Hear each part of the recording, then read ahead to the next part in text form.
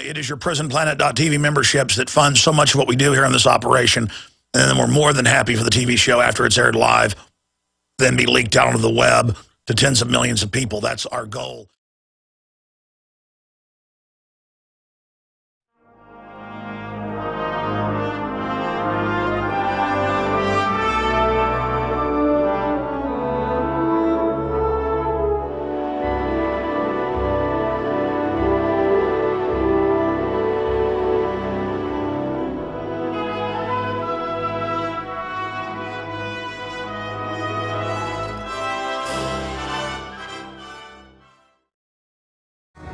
My friends, the war drums are beating louder than they ever have for war with Iran and a, quote, U.S. strike, that means a banker strike through our military against Syria after they've sent in al-Qaeda to destabilize the country. It is crazy, the amount of off-the-chart news and information that we're going to be covering here on this Tuesday, 21st day of August, 2012 worldwide broadcast.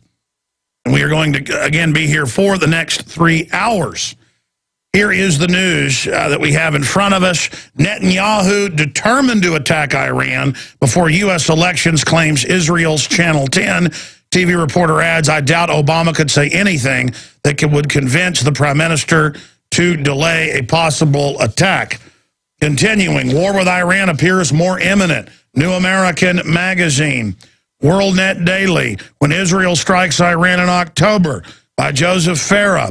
BBC, Obama warns Syria chemical weapons use may spark U.S. action. What have we been saying for a month? They're going to have a false flag claiming Syria used chemical weapons. Unbelievable. Meanwhile, our criminal government run by foreign banks publicly runs al-Qaeda. There's an article by Tony Cardalucci up at Infowars.com with that. U.S. desperation services in Syria. But I don't say U.S. We're a proxy state that is used by the globalists who are busy destroying all nation states as fast as they can.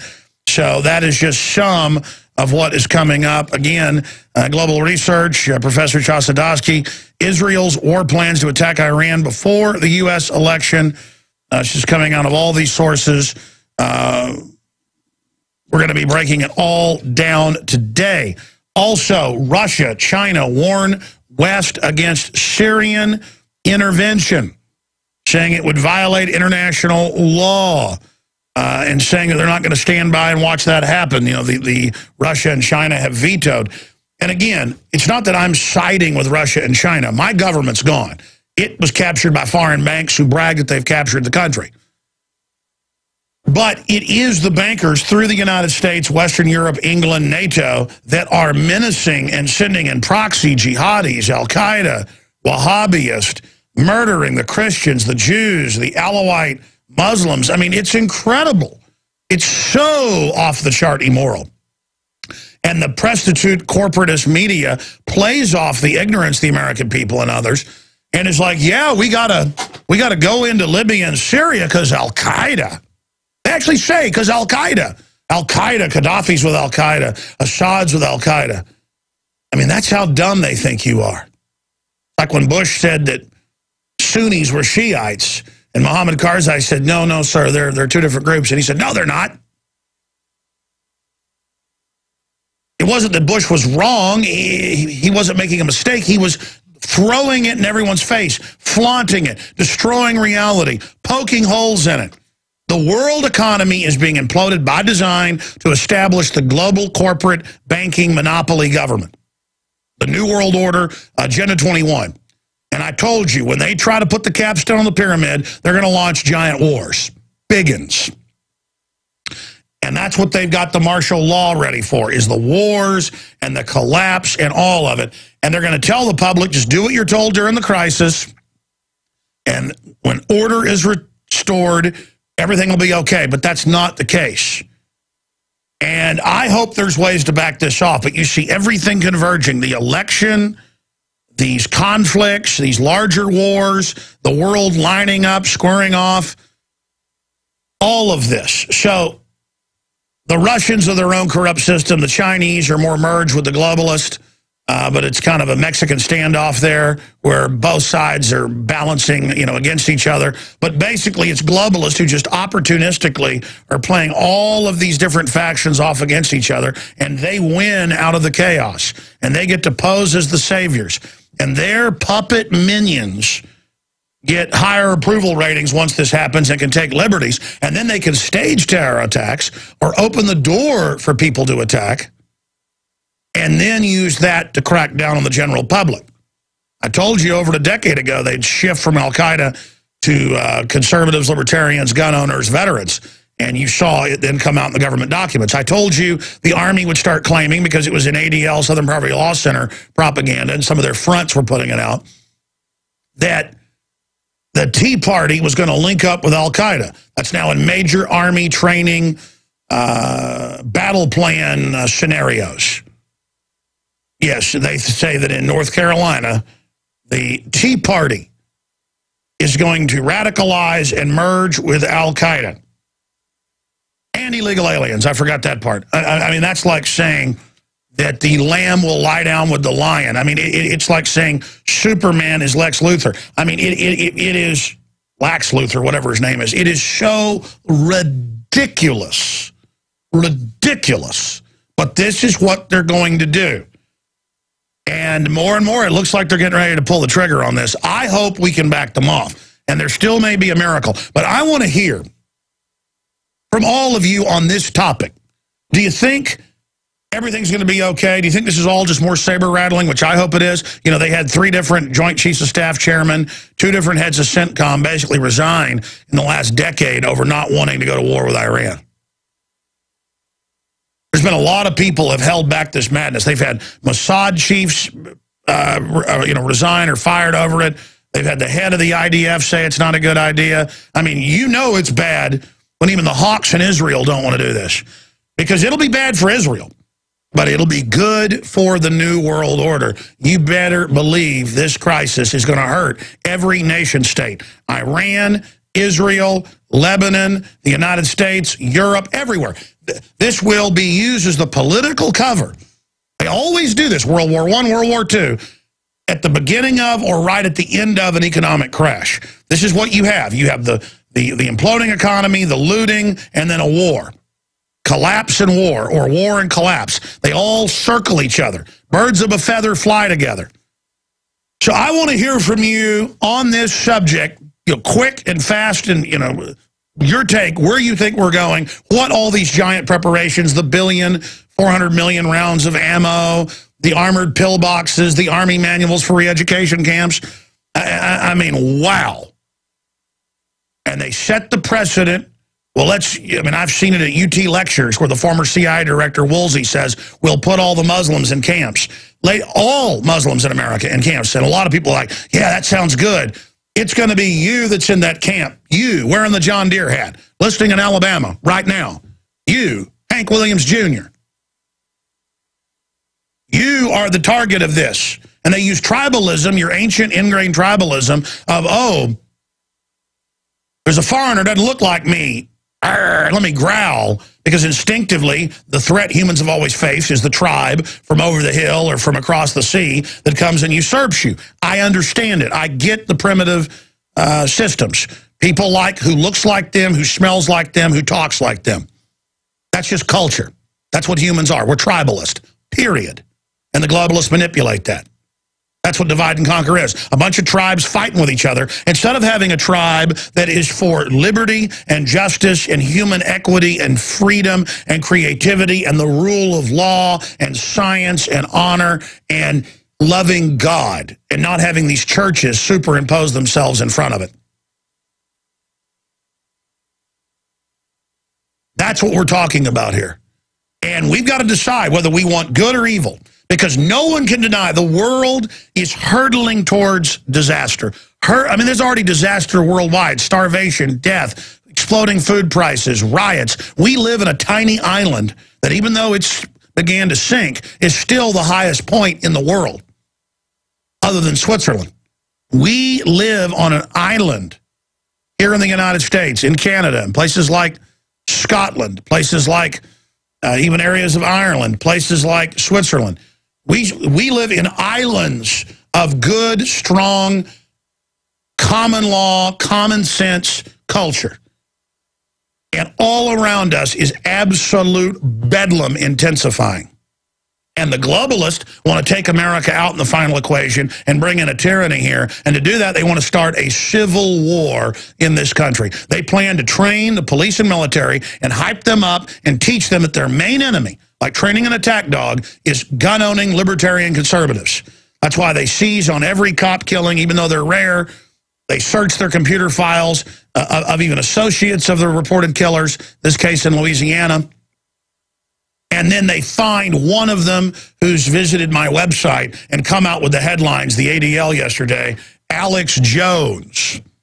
Alex Jones. You know, these guys loved Alex Jones. Why is that? Because the globalists understand that I'm aware of their game plan, and they hope that you don't catch on to it. They want to get a civil war going between the police, the military, and the citizens, which will chew up the police and military and further radicalize them into a real terrorist force. Then they'll get out the old guard, bring in the new guard with mercenaries and foreigners they train for in NLE-09, you name it. We're going to be breaking that down today. But first, I want your take on what I've said here, and I'll get into some of the incredible geopolitical developments as well. The toll-free number to join us is 800-259-9231. 800-259-9231. The websites are prisonplanet.tv, Infowars.com, prisonplanet.com. We got some big announcements today as well. Very important transmission. We'll be right back on the other side of this quick break, and we will go to your phone calls directly. Is it going to be World War III, financial collapse? The globalist orchestrated the build-up to World War I to destroy the old order in Europe and bring in this corporatist British Empire model through corporate governance. They've written books on it. Carol Quigley's written about it. They brag about it. They engineered World War II. Hitler didn't work for them, but they funded him. They psychologically profiled him. They set him up. They gave him the funding and then knocked him down after he wrecked Europe, just like they funded the Soviets. The people running our government created Al-Qaeda. They created the Russian Soviet. They created the Nazis. They are the eugenicists. They are the full-spectrum dominance science guild who cold-bloodedly see us as like rats or bacteria in a petri dish. That's how they describe us. Well, I don't like it. And I had a caller yesterday who said, what is the point of debating Romney and Obama and who's the lesser of two evils when they're chemtrailing us, when the GMO, when the cancer rates are exploding? And it's true. The reality is so much more wild than even debating whatever the news is. But let me tell you something. War is a big deal because that's what they bring in to sell giant change.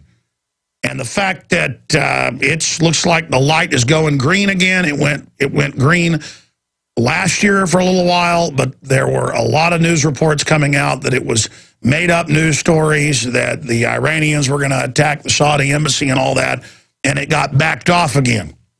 But believe me, if there is an opposition to this Iran strike and going into Syria, I told you 6 months ago they'd start calling for boots on the ground and bombing. Now they are.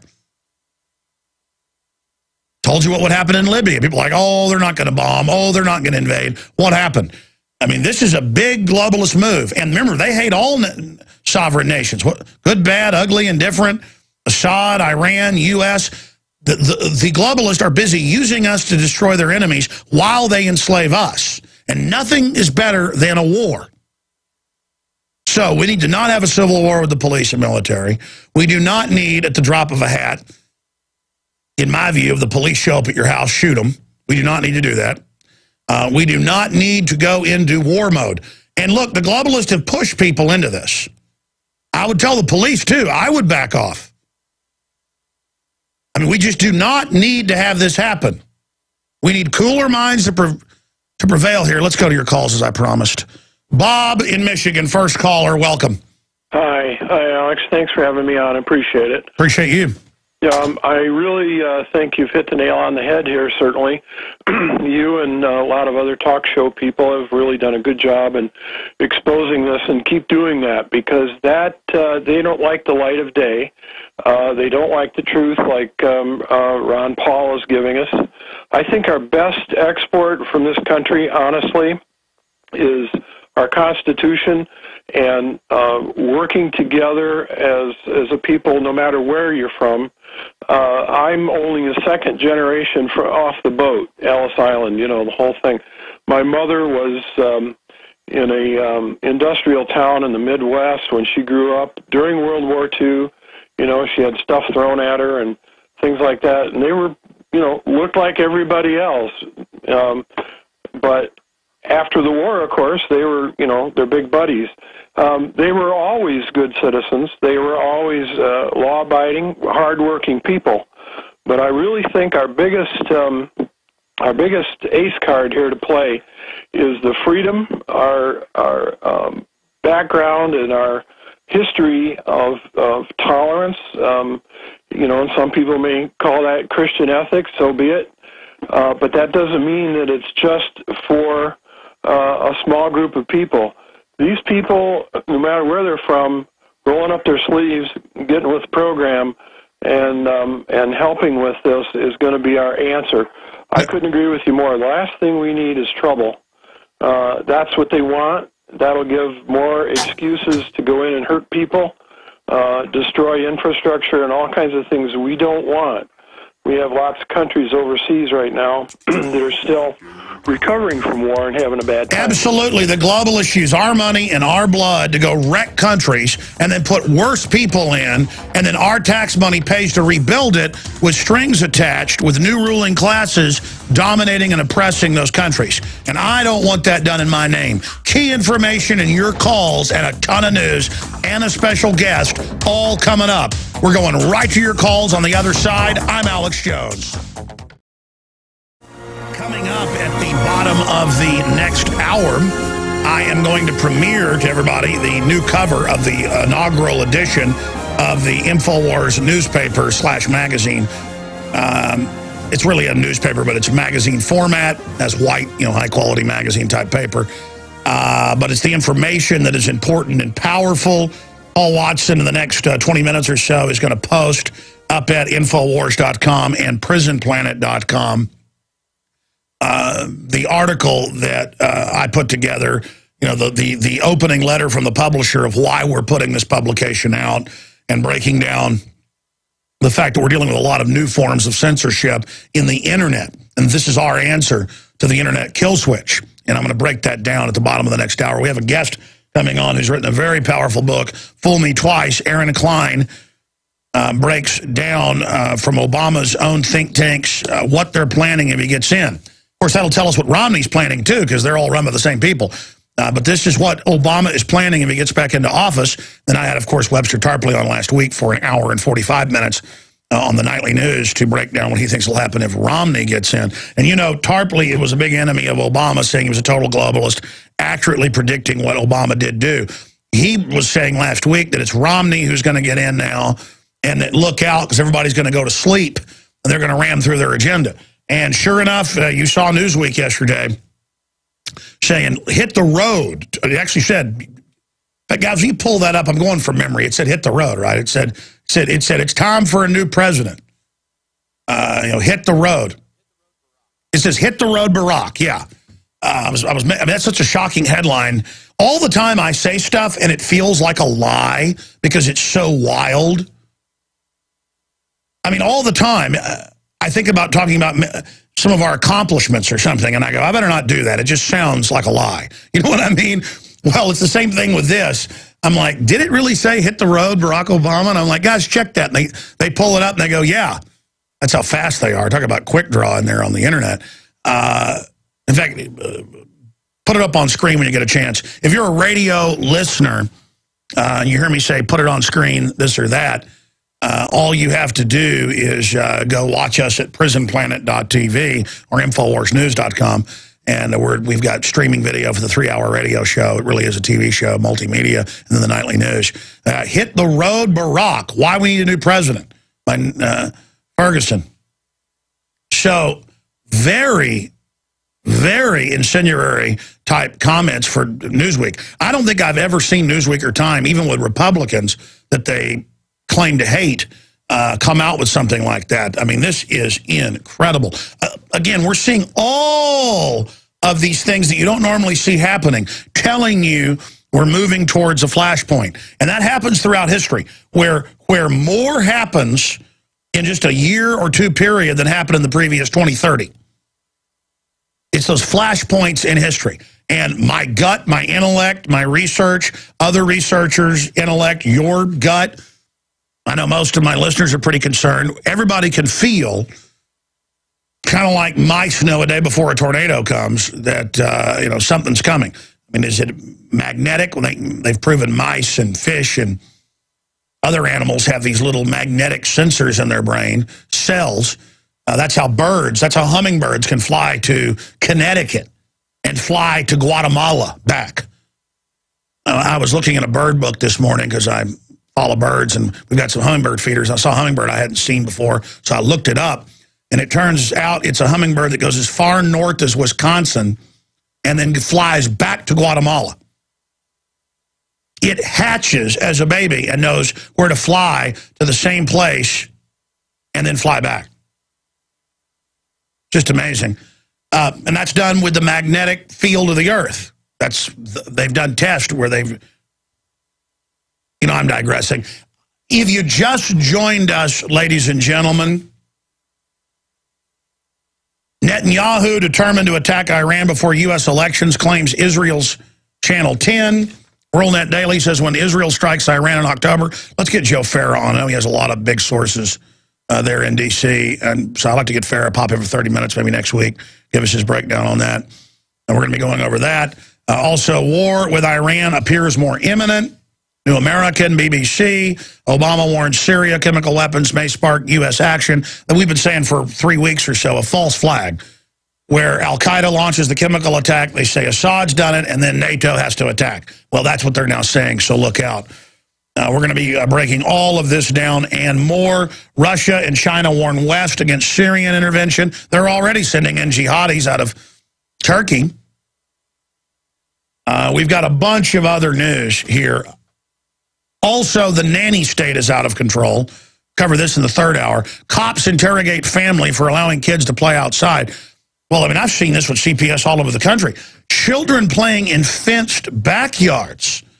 CPS comes and calls it neglect, even though the mother's watching them out of the window. Let me tell you something. When I was a kid, I ran around everywhere. And statistically, things were a little more dangerous than they were in the 50s, 60s, or 70s, but not as dangerous as they were in the 80s or 90s. I mean, this is just a joke.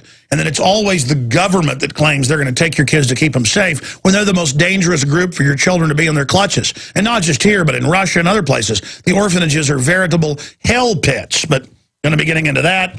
Russian woman kills elderly neighbor with her bra, Associated Press. The answer is obvious, ban bras.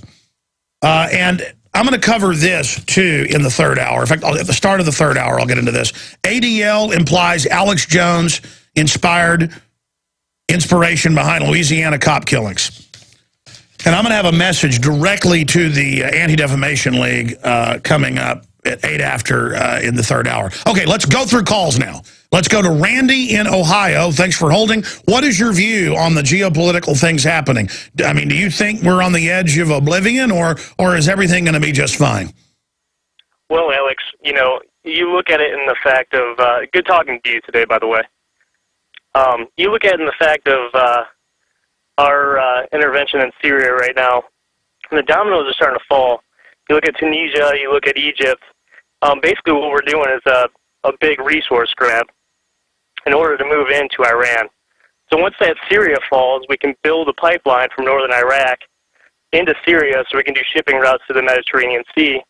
So if they do try to close down the Strait of Hormuz, we have a shipping route to circumvent that, which will allow us our access to Iran without interrupting shipping.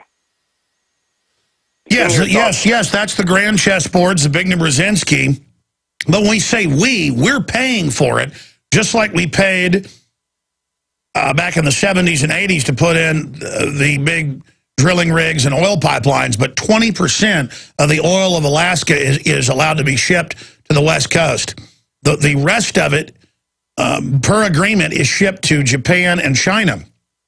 So again, we go pay. It'd be one thing if we were going over there to steal the oil. Because I hear good old boys all the time go, hey, we need that oil. I'll admit it. We're going to come take your oil. You're lucky we don't glass parking lot you with some hydrogen bombs, boy. Well, I mean, here's the deal. The globalists hate good old boys even more than they hate Arabs. I mean, if you actually compared the average Muslim to a good old boy in, say, East Texas, they're a lot more similar than some, globalist, eugenicist, fake liberal. I mean, they want guns, they're into freedom, basic freedom. And again, I'm not even defending some of the Muslim sects out there. The point is that this isn't our empire. I always say, we're in Iraq, we're in Afghanistan. No, we're not. Our captured military under globalist control. It'd be like if Hitler took over France in 1941. If Hitler took over France and he had the Vichy French and the police, the military, were already been paid off by him, so they just basically stood down. And then if Hitler would have sent French legions, which he actually did have some French battle groups, off to fight a war, it's not the French military off fighting the war. It's collaborators. So this is a banker globalist system, and we've got to get those definitions in our mind. It is not our military is not growing opium in Afghanistan. Our captured soldiers who are under mind control, cultural mind control, and who don't even know who they're fighting for, are over there growing the opium to ship it all over the world. I'm sorry, I'm ranting. Go ahead and make a point.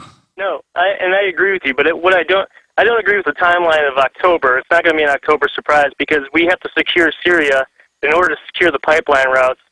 So we're probably looking at an attack with Iran feasibly within the next year or two. It won't be this year, because we don't have Syria under control yet. Well, that's right. They need to knock Syria out first, and that's why they wanted the Al-Qaeda to be able to have secured the job and get down to the important business of murdering all the Christians and Jews and minority Muslim groups, because the Peace Prize president said so, and it's so loving.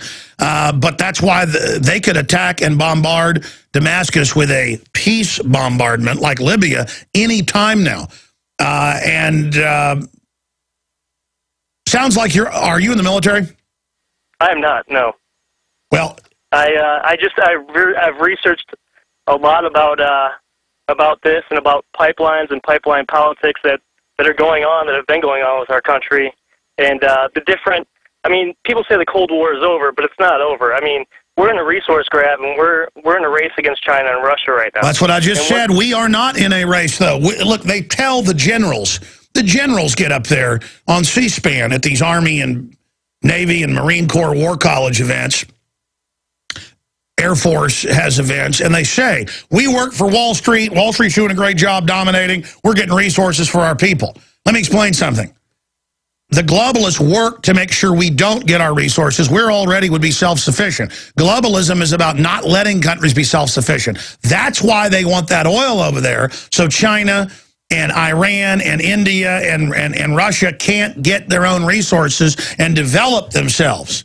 The bankers don't want anybody developed, sir. They want everybody under their control. So I agree with what you're saying in generality, but I don't agree with you going back to the thing saying we're in a resource grab. The globalists strategically have moved to China. That's the real future. When they're done with us, China's going to be the center of the world, okay?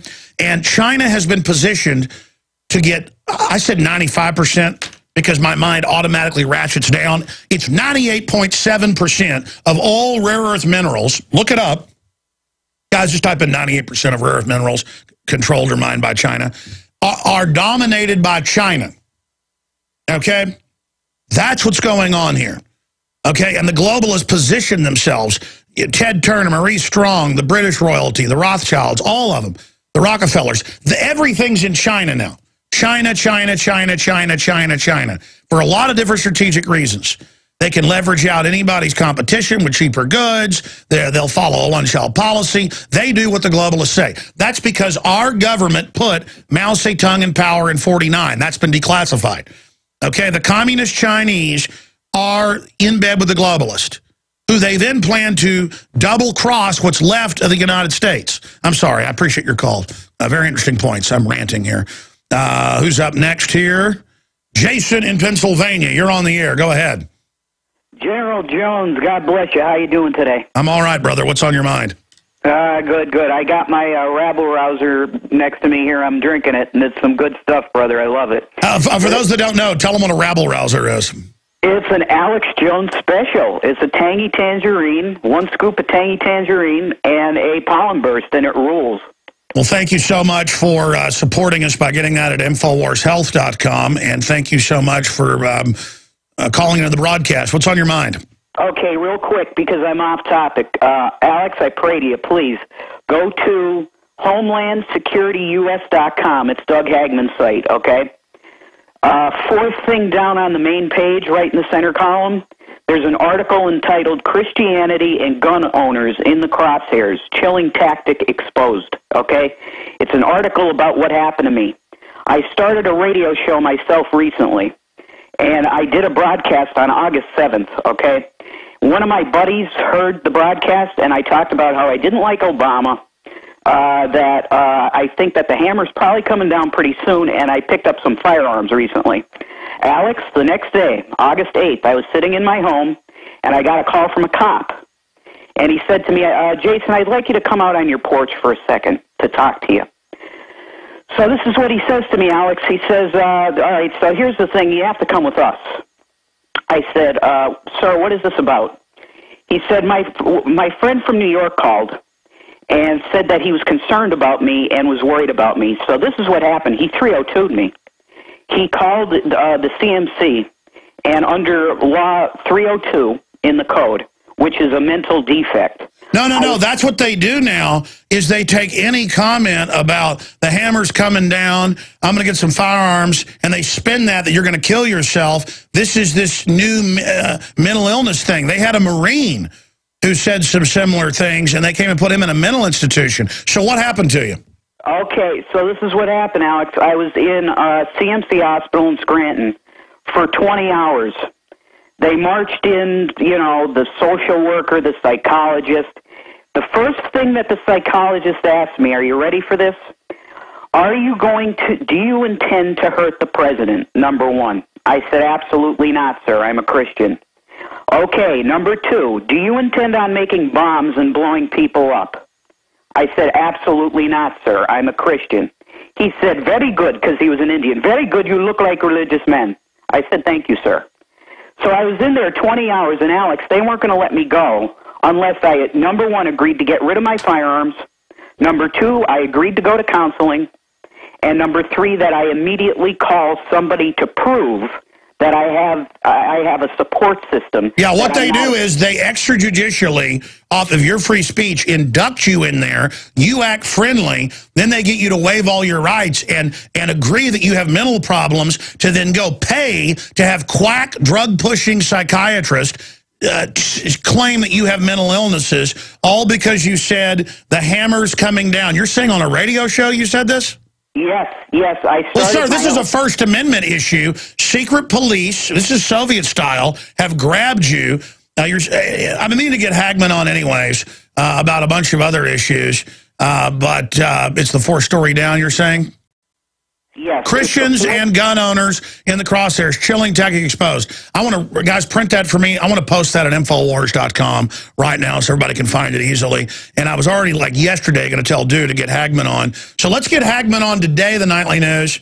I'm also going to interview Jakari Jackson, our new incredible reporter, who's now moved here officially. And so has Dan Badani, doing an amazing job helping produce the radio show and run stuff there, and as a reporter. I'm going to interview Dan Badani tomorrow. I tell you what, sir, we're going to look at your story. Give us your name and number right now off air, and we need to talk about this. Wow, you know what? I said I'd get to all these other callers. You know what? Stay there. I want to hear the rest of the story. And then we'll go to everybody else. But a radio talk show host arrested for saying, wow. All over the world, school children are hand scanning and face scanning to buy and sell, to be able to get cafeteria food or to check out books. And when parents say they think it's the mark of the beast and don't like it, they're called conspiracy theorists. See, if you don't like TSA grabbing your genitals, they call you conspiracy theorist. It's like if you say you don't like strawberry milkshakes, you like chocolate ones. Having an opinion is now a conspiracy theory. Like, hey, I don't think we should have checkpoints on the highways. Whatever, conspiracy theorist. Meanwhile, world government is being thrown openly in our face. Now, by the way, I've scanned over this article now, and we're going to get Mr. Hagman on. I'm posting this article at Infowars.com and linking over to it. It's also in Canadian Free Press. Christianity and gun owners in the crosshairs, chilling tactic exposed. That's a great headline, but I'm changing it to thought police kidnap talk show host. Because if cops are banging on my door, I'd say, what's the emergency? And they said, we need you to come out here and talk to us. I would, then say to them, well, what's it about? And they said, well, it's about your comments on your talk show about, guns and the hammers coming down. Well, yeah, I clearly was saying this country's collapsing, and we all need to get guns to protect ourselves. That's in national surveys, #1 reason to buy guns. Let me call on the local talk radio right now, and I'll also call 911. And yeah, they might try to have a big standoff and a big event. At least the police will be there. There'll be news. You can come out and say, hey, charge me with a crime. Instead, they take you to an extrajudicial situation, and then now they're trying to induct you into agreeing to go to their classes and sign agreements saying you're mentally ill and give up your guns. When, yes, I think everyone should buy guns because all over the country, I mean, I saw a story 2 years ago where Oakland, California, their crime rate has exploded since then, said we're not going to respond to 30 crimes, including robbery, you name it. All over the country, I see them lay off 20, 30, 40, 50, 60% of the cops. Some areas are getting rid of all of them. And yeah, we need guns to protect ourselves for a deteriorating society. And the hammer, it looks like, could be brought down against the American people. My gosh, we've got Army manuals that are public where they say they're going to arrest us for our speech. And they're trying everywhere. I mean, I've talked to so much family and friends where people at a cookout will say, I hate Obama. They ought to throw him out of this country. Boom, Secret Service next day, in their face. We want your guns. You know what? Secret Service comes around here. I'm like, look, you're the guys that helped kill Kennedy. Just get out of my office. And I do. I tell them that. I'm not going to, look, the ADL's out here saying, that I'm, and others, that I'm going to promote violence or cause violence. Not offensive violence, but I will defend myself. They want to start a civil war. They can't win politically. Our ideas are winning. They're panicking. Sir, do you agree that you were basically coerced with a guy, with a gun, basically kidnapped into going down there with them? Yeah, Alex, I mean, that's pretty much the best way to put it. I mean, the way I saw it was this, Alex. And have you told folks your name? You want to tell people your name and your talk show and what happened? Well, I appreciate that opportunity, yeah. And I was going to mention the website. Just go. The website is revelationnews.net. That's my website. Oh, I've seen your site. Yeah, you've got a popular talk show. So now they could come here. I've said, hey, they're getting ready to drop the hammer on us. We need guns to protect ourselves. I mean, are they going to come here? Are they going to? This is a group that ships guns to Mexico to blame the Second Amendment. I'm so sick of it. Wow. Again, tell people your name. My name's Jason Egroff, but I just want everybody to listen to the August 7th broadcast, okay? It's the last one on the Blog Talk Radio widget at the bottom. You tell me, Alex, if I said anything that warranted this, all right, brother? Well, listen, you need to sue them for violating your civil rights, trying to coerce you out of your Second Amendment, especially if you don't have a criminal record, okay? This is the psych police. This is the thought police. Ladies and gentlemen, we are now into the next hour of global transmission. Unbelievable news up at Infowars.com. We'll be mentioning some of it in the next segment. Let's continue with your calls. Very chilling call we just had a moment ago. A talk show host that said, they're getting ready to drop the hammer on this country. I need to buy some more guns. And they came and didn't arrest him. come outside, get in the car, you're going to commit suicide. No, I'm not. I didn't say anything about that. Well, we'll let you out of the mental institution, but you got to give us your guns. Which, again, if he'd have just sat there, a court hearing would have come up. He'd have gone before the judge and said, this is crazy. I have no psychiatric history, no criminal record. I have a radio show. I was making a point about society crumbling. Here's a national survey where people say they're buying guns because they're worried about collapse. That's what I was talking about, Your Honor. Here's my wife and children, and I'm going to file a complaint on these people after this is done. You'd have been out. But they use your ignorance of the system to Shanghai your butt. The TSA's running around outside the law, now doing whatever they want on the highways. The psychologists are. All these two-bit nobodies that couldn't get a job cleaning toilets are now going to be psychiatrists and psychologists. The new priest class trying to drug the daylights out of us while their wind-up toy mind control shooters go absolutely ape. By the way, later, remind me, guys, to review the new Bourne movie. I went and saw it last night with the crew. Unbelievably good.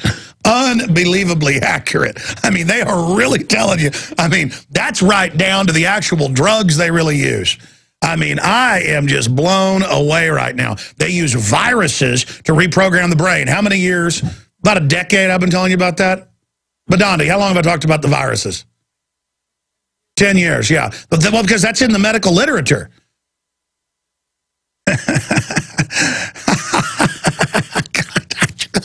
That movie's real. That's all I can say. There's my review right there. Let's go ahead and talk to Mary in Wisconsin. You're on the air. Go ahead. Hello, Alex. I have some information that I think should be passed on, okay? About 5 years ago, as a matter of fact, it's 2 months short of 5 years ago, I filed a provisional patent for removing carbon dioxide from the atmosphere. It was a very, very simple chemical that I used. As a matter of fact, you can buy it at the drugstore. And because there was controversy about this, I said, this is interesting.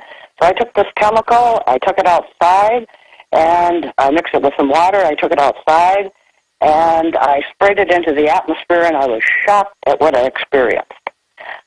Subsequent to that, I filed the provisional patent, and it was used. It was a very simple chemical that grabs carbon dioxide from the atmosphere. And this is information I want to pass on to people. I hesitate to say what the chemical is on the air, but I certainly would be willing to pass a copy of the provisional patent on to you with the proof of what I am saying is correct. Yeah, well, mail it. I mean, mail me a letter, attention Alex Jones, or send us an email, show tips, and I'd like to look into that. There's all sorts of weather modification patents and provisional patent pending type things, and most inventions do get made in the garage, so I'd like to see your information on that, Mary. I just don't know where to send it. That's the problem. You can send it to P.O. Box 19549, P.O. Box 19549, Austin, Texas 78760. P.O. Box 19549, Austin, Texas 78760. And thank you so much for listening, and I look forward to seeing that. All right, we got a guest coming up. What will Obama do if reelected? And I like the book because it'll tell us what Mitt Romney will do if elected. We'll be right back. I'm Alex Jones. This is the GCN Radio Network. GCNlive.com is their website. A lot of key news there as well. Stay with us. We'll be back. We are going to our guest here in just a moment. The voice you're hearing is my voice. I'm Alex Jones, your host here Monday through Friday from 12 noon to 3 p.m. Eastern. We'll be talking with the author of Fool Me Twice, Obama's Shocking Plans for the Next 4 Years Exposed, here in just a moment. First off, some of the headlines up at prisonplanet.com and Infowars.com just out. Print 2.0, the answer to the internet kill switch. And it goes on, Fed, court rules banksters can steal pensions. Cops interrogate family for allowing kids to play outside. Pre-crime cameras for R.N.C. in Tampa. Jacob Rothschild, Paul Paulson, John Paulson, George Soros are all beating the financial disaster is coming. They're all betting on it. Jacob Rothschild, John Paulson, and George Soros are all betting that financial disaster is coming. Continuing, former Marine indefinitely detained in psychiatric ward over 9/11 Facebook post. That is all up at Infowars.com and PrisonPlanet.com right now.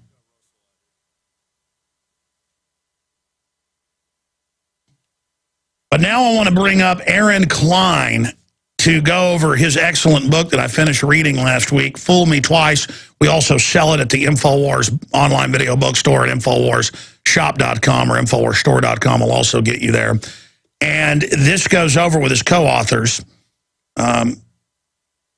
from their statements, from their think tanks, from their operatives, what they're planning if he gets elected. Now, I want to be clear, I'm not endorsing Romney either here. He's bought and paid for by the same people. But Obama is so over the top that he's just unusually dangerous with the government-run health care, the shutting down power plants without congressional approval, the giving billions to his buddies in no-bid contracts and energy deals. I mean, it is the Chicago Mafia on steroids running our country, and they've done some amazing research. Aaron Klein is a New York Times bestselling author, journalist, and radio host. He's a senior reporter for WorldNet Daily and hosts Aaron Klein Investigative Radio on New York's WABC, the nation's largest talk station. Klein's program is one of only 2 weekend shows in the U.S. to make the Heavy Hitter 100 for the top of American radio shows for Talkers Magazine. His previous books include Red Army, The Manchurian President, The Late Great State of Israel, and Schmoozing with Terrorists.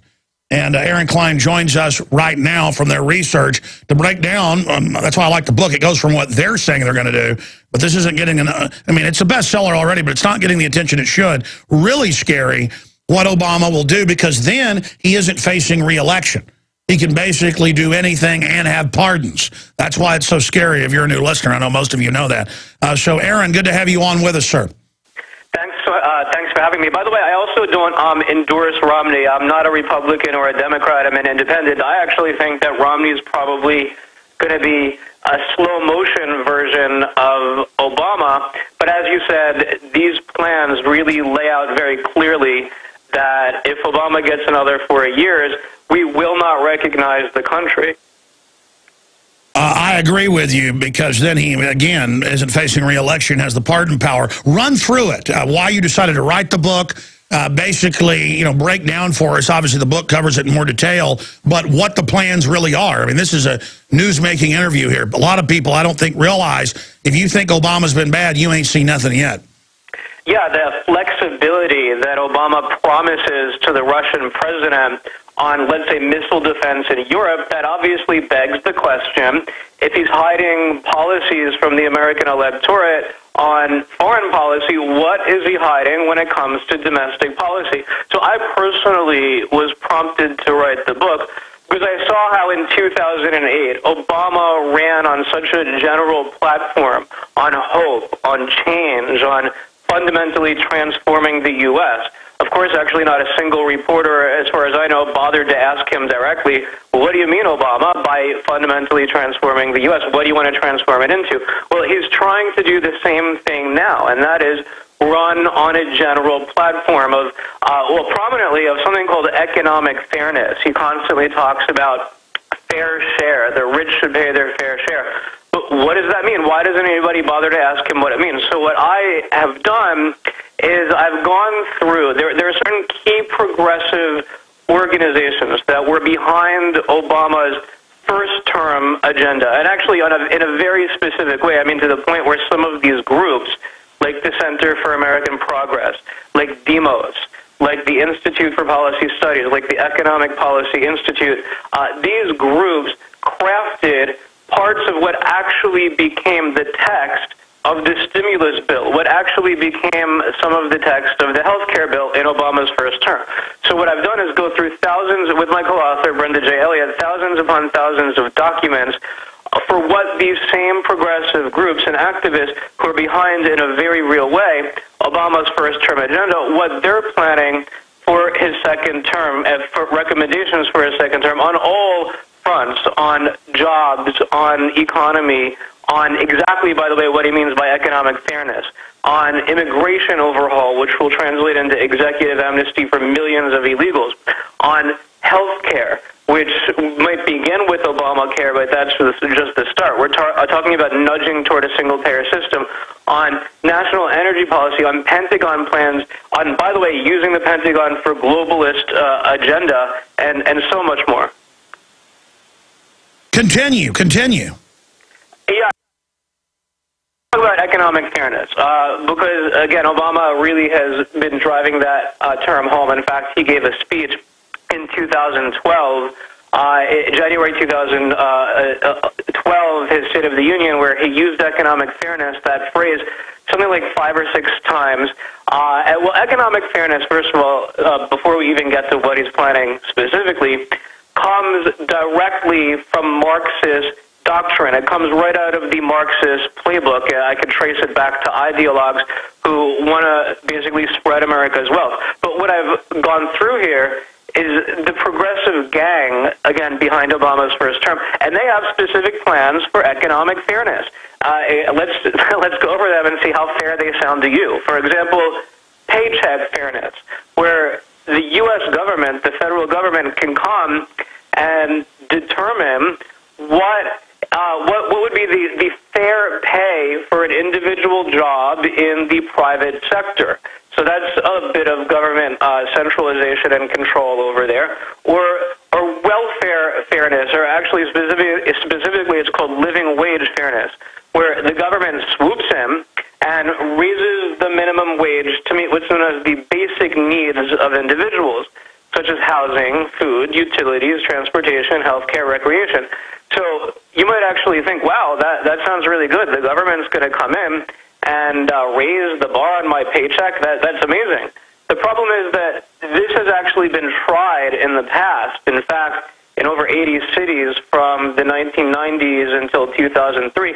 And by the way, it was pushed by Acorn in the past, and it failed. It failed miserably. It actually caused local economies in different cities to crash and burn. So again, this is just the beginning of economic fairness. Also, by the way, economic fairness to bring more unions into private industry, to nudge the unions into the industries, for example, with tax incentives and other things. And so now we can get a better picture of the kind of economic fairness, including, by the way, forcing companies to pay sick leave for 12 weeks, even if somebody's taking care of somebody else in the family who is sick. And again, actually, that sounds really good. Obama's for the worker. That's what it sounds like. The problem is who's going to pay for all of this.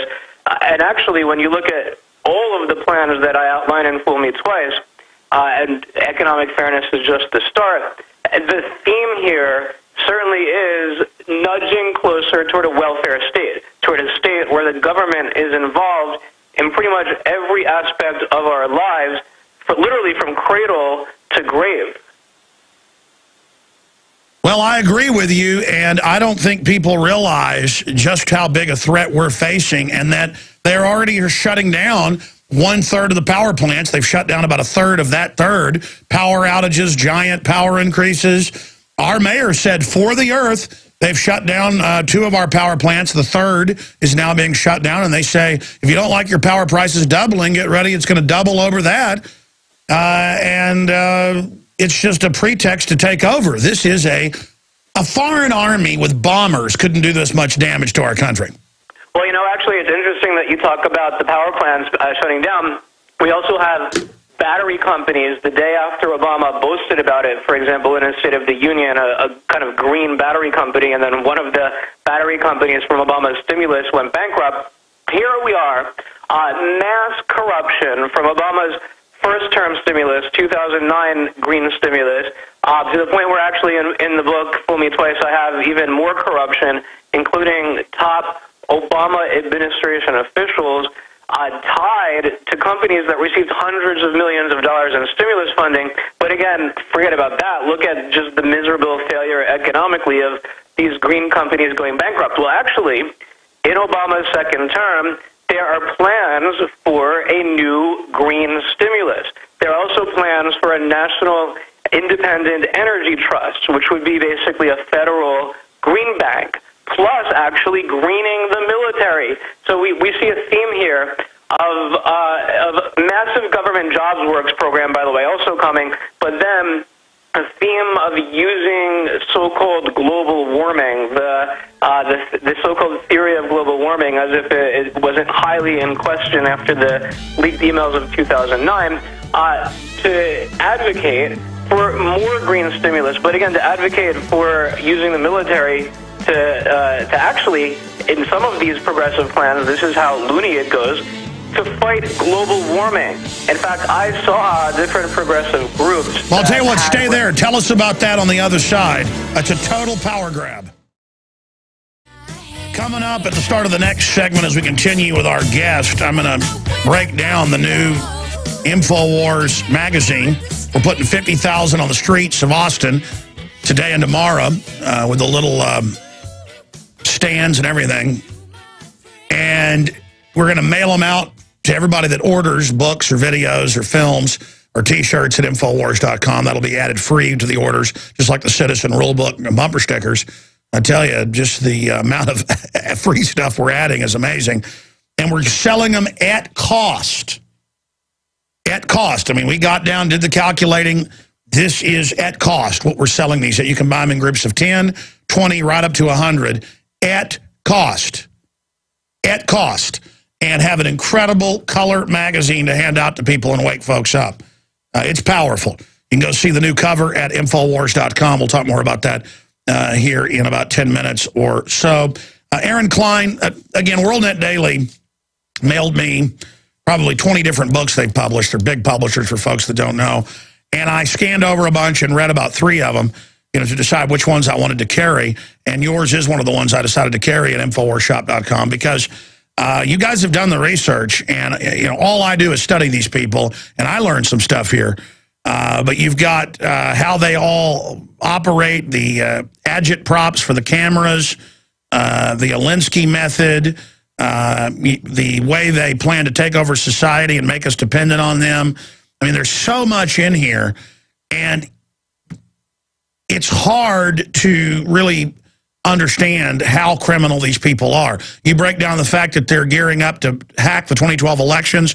We have reported on that. But you were getting into the radical, fake environmental power grab agenda. And then let's get into some of the other areas in the book, because it is just a giant smorgasbord of information. You know, a lot of people are asking me what's the most shocking plan that I found for Obama's second term. And actually, the answer is it's not one shocking plan. It's a series of small shocks, so that by the end of, let's say, another 4 years, it's incremental changes. It's like the frog that's boiling slowly in the hot water. It doesn't realize that it's boiling until it's too late. You talk about power grab, and that's what it is domestically. There's no question that that this is government spending out of control, but more than that, it's government involvement in our lives. But then there's also the international aspect of this, of Obama's plans for the military, where on the one hand, we're talking about massive scalebacks to the military, but then on the other, aligning the military closer and closer to the United Nations, to peacekeeping forces worldwide. Oh, yeah, we've had Obama, as you know, in letters, but also the Joint Chiefs in Congress say that NATO and the UN are now over the military. I mean, this is incredible.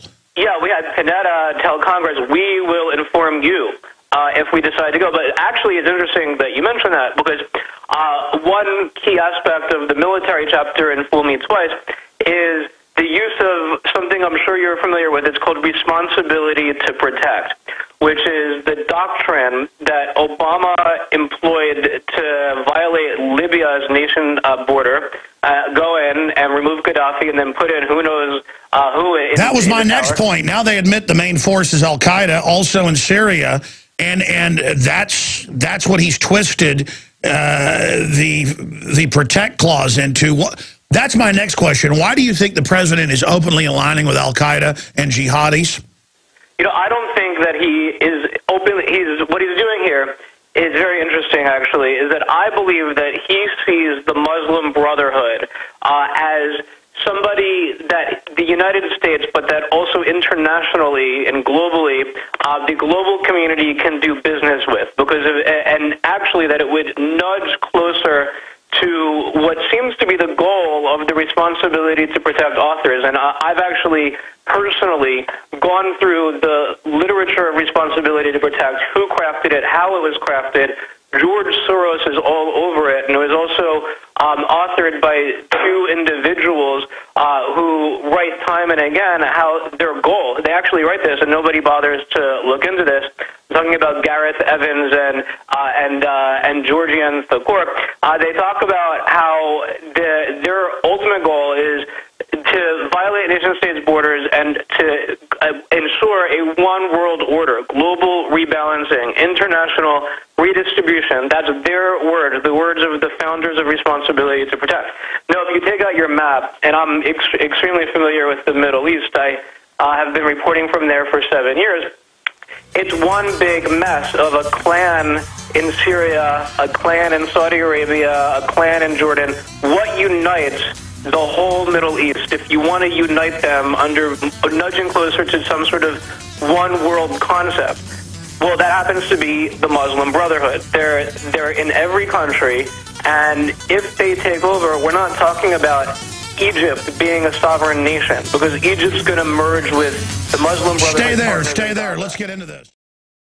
Aaron Klein is our guest for the rest of this segment. In a little short segment at the end of the hour, I'm going to read some excerpts of the new article where we're announcing and giving details about the new publication, InfoWars Magazine, free to everybody that purchases stuff at InfoWarsShop.com. You can also buy them in bulk, and in the next few days we're going to launch a subscription if you just want to get one every month or more copies. But right now you can buy them in bulk at cost.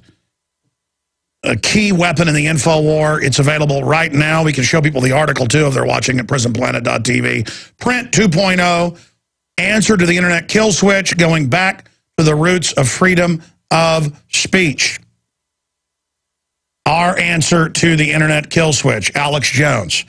And you can also link through there in the first paragraph. You can just sign up for the InfoWars Insider, our daily news articles, videos, special reports, links to the podcast that we send to people if they sign up for the free newsletter. Well, tomorrow I will send in the morning blast, email blast, we will send you a link to the high-quality PDF that you can just, turn like a regular page. It's just like reading a regular newspaper or magazine, but it's digital for your iPhone or iPad or Droid, or for your regular computer if you sign up at InfoWars Insider. A lot of exclusive articles in there by Gerald Celente, you name it. A very, very powerful issue, first issue. And it's got the Federal Reserve on fire on the front. And we're saying, Rome burned, will we? Because Europe is burning in many areas in riots, and the Federal Reserve is burning down our currency and our sovereignty. So I asked the question, will major cities like D.C. and other places down the road burn in riots? I hope that's not the case. We're trying to avert some type of civil war in this country. And that's my next question for Aaron Klein, best-selling author, New York Times best-selling author, Fool Me Twice, the new book that's out breaking down Obama's shocking plans for the next 4 years, exposed. You were getting into their plan to use the Muslim Brotherhood worldwide, which is probably one of the biggest, most cohesive groups in the world. Christianity is broken into a million pieces, and the seminaries have all been infiltrated by communists and globalists, so it's pretty much fractured Christendom. They're secular humanists, hate Christianity, but they love jihad for whatever reason. And so now we see the clash of civilizations, actually, that the neocons talked about. They said a war between the West and the East. But if you look at it, it's a manufactured conflict where you put the radicals in and then I guess see that as the unifying force worldwide and then play the clash of civilizations? Or are you saying that the Obamanoid types would actually really want to bring in some type of radical Muslim caliphate worldwide?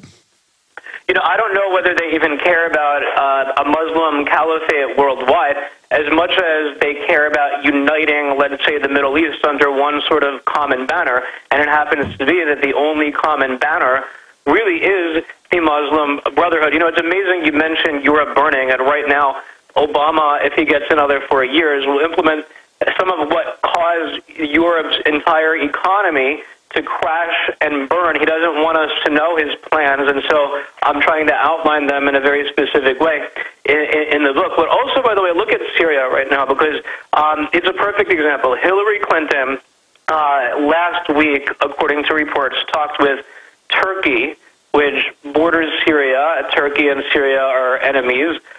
Turkey wants to get rid of Bashar Assad's regime. Hillary talked with the Turkish leader about possibly implementing a no-fly zone in Syria, which would be under the banner of responsibility to protect. The very doctrine that I point out in Fool Me Twice will be some of the motivating driving force behind the future of the U.S. military. But who is fighting on the other side? You have Bashar Assad, the president of Syria, who's been accused of so-called human rights atrocities, because responsibility to protect can be used against any country that's accused of genocide, of human rights abuses, of atrocities. But actually in the past, by the way, the United Nations has used some of those labels in places where they absolutely don't fit. But actually, the jihadists have been streaming into Syria. Even mujahideen that we were supporting, that we were fighting in Iraq and Afghanistan. Of course, we were supporting them before that with the Soviets. Now they're being supported, and they're the main force. Even the CFR, as you know, 2 weeks ago, one of their writers came out and said, "We need al-Qaeda." That was a quote. So the TSA, again, needs to go in my pants to make sure bin Laden isn't hiding in there. But all of a sudden, al-Qaeda-affiliated groups actually flying the al-Qaeda flag, al-Qaeda patches, they're now supposedly these humanitarians. And, you know, you've hit on something that's key here. That really is the UN global government model, where they fund proxy rebels to attack a country, whether that country be good or bad or indifferent. And then, oh, we've got to invade to protect the peaceful rebels that are blowing up police stations and shooting people and burning down churches and mosques, and of Alawites, and also driving out Jews. I mean, what are they going to do now in Egypt as they're driving out Christians and the few Jews that are there, or as they line up blacks in Libya and kill them and, you know, drive out Christians? What are they going to do when the jihadis, as promised, go after the Shiites, the Alawites, the Christians, and the Jews? I mean, they're burning up and blowing up the churches right now in Syria, and our media is calling them heroes. Yeah, our great Judeo-Christian country, founded with the Judeo-Christian values, is aiding the side that is causing Christians to flee from Egypt, that is persecuting Christians right now in Syria. Now, the White House claims that it's only providing non-lethal aid to the so-called rebels, and we know who the rebels are. At this point, even the New York Times is admitting that it's in part certainly represented by al-Qaeda. But I have a lot of information that the United States has been using cutouts, like Saudi Arabia in particular, to give Saudi weapons, which actually come ultimately from the U.S., to the rebels. And so I believe there's no question at this point, according to multiple sources that I talked to, that we are absolutely helping the rebels get, I hate using that term, I don't even want to use it, they're not rebels, helping the insurgents that are fighting Bashar Assad's regime to get weapons. So this means we are funding the other side, which we do all the time, by the way. It's not just in Syria, even in the Palestinian Authority, where we give training, actual training, to the Palestinian so-called militias. Well, the problem is that these militias double as members of the Al-Aqsa Martyrs Brigade, which is the terror group that attacks Israel. It's so ridiculous that I've personally interviewed in person, for example, the senior leader of the Al-Aqsa Martyrs Brigade, declared a terror group by the United States. His name's Allah Sanakra. I met him and his gang in Nablus in the northern West Bank, and he was telling me about how he was trained as a militia member by the United States. Or, even more ridiculous, we give weapons to them. And I found out that, at least until 2 years ago, the guy who was on the receiving team, the chief of the receiving team in the Palestinian Authority in Ramallah, that was getting the weapons, his name's Kamal Ranam, I also interviewed him. He's the chief of the Al-Aqsa Martyrs Brigade terror group also in Ramallah. So it's been going on for quite some time, and now the situation is getting out of hand and really ever more dangerous. I agree. Let me bring up this angle with you. And again, we have a New York Times best-selling author on the line with us, Aaron Klein. He's written Fool Me Twice, available at InfoWarsShop.com or link through at InfoWars.com. Obama's shocking plans for the next 4 years exposed. It is so crazy to say, give up all our rights, Al-Qaeda's going to get you, but then separately, openly being funding and training all these groups and affiliated groups. What about the 10,000 missiles, 2,000 plus being heat-seeking or radar-guided, that disappeared out of Gaddafi's caches and are now being shipped all over the world by these jihadis? What's going to happen when they start blowing up airliners? Well, I guess that'll give the government the excuse to take more of my rights because they gave these people 10,000 missiles. And it's admitted this is going on. I mean, what do they think is going to happen when radical jihadis are in control of Syria and our evil prostitute media is praising it while they commit black genocide in Libya? I mean, this is wild what's happening. So your comment on the missiles, and then what do you think the end game is? What would Obama do in the next 4 years with his jihadi brigades? You know, I personally talked with Israeli security officials who have exactly that kind of information, that the missiles that were in Libya and many other kinds of weapons and munitions are being sold now using Iranian and other money to the jihadis across the Middle East, including in the Sinai Peninsula, where reportedly they do have anti-aircraft missiles that can down an airliner in the Sinai. Now, what's even more crazy, I don't know really what is crazier here at this point, but is the billions of dollars in aid that we've given to Egypt. And we were told at the beginning of the so-called Arab Spring that the Muslim Brotherhood would never take control of the presidency and would certainly never take control of the United States-backed, the United States-armed, the United States-funded Egyptian military. Well, Mohammed Morsi, President Obama's good pal, the Muslim Brotherhood new Egyptian president, just fired the top brass of the Egyptian military. And so now the Muslim Brotherhood in control, basically, for all intents and purposes, of what I would say is the number 2 or number 3 most powerful military in the Middle East. And yet we have a massive situation of this weapons proliferation. What's going to happen in Syria? Should Assad go? So what is the grand plan? Why would the State Department, why would NATO do this? Why would they do this? I mean, what are they planning? Just to try to get a Shiite-Sunni civil war going? I think that that's certainly where I actually think that is where we're headed, because if you look at the situation right now in the Middle East today, it's Iran and its Shiite proxies, meaning Hezbollah, meaning some in Lebanon, although not all, meaning Hamas, Islamic Jihad, and others, although actually Hamas and Islamic Jihad are Sunni, but they're paid off by Iran.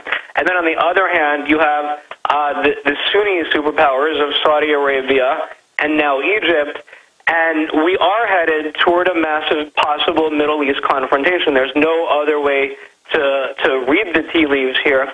And in Obama's second term, the use of the U.S. military, you would think, with all of these growing threats, although actually we're feeding these threats, certainly, I would say we're behind some of them, that the use of the U.S. military, you think, would be to combat these threats, but actually it's to scale back the U.S. military with regard to funding to certain aspects, but then to use it for a more internationalist agenda.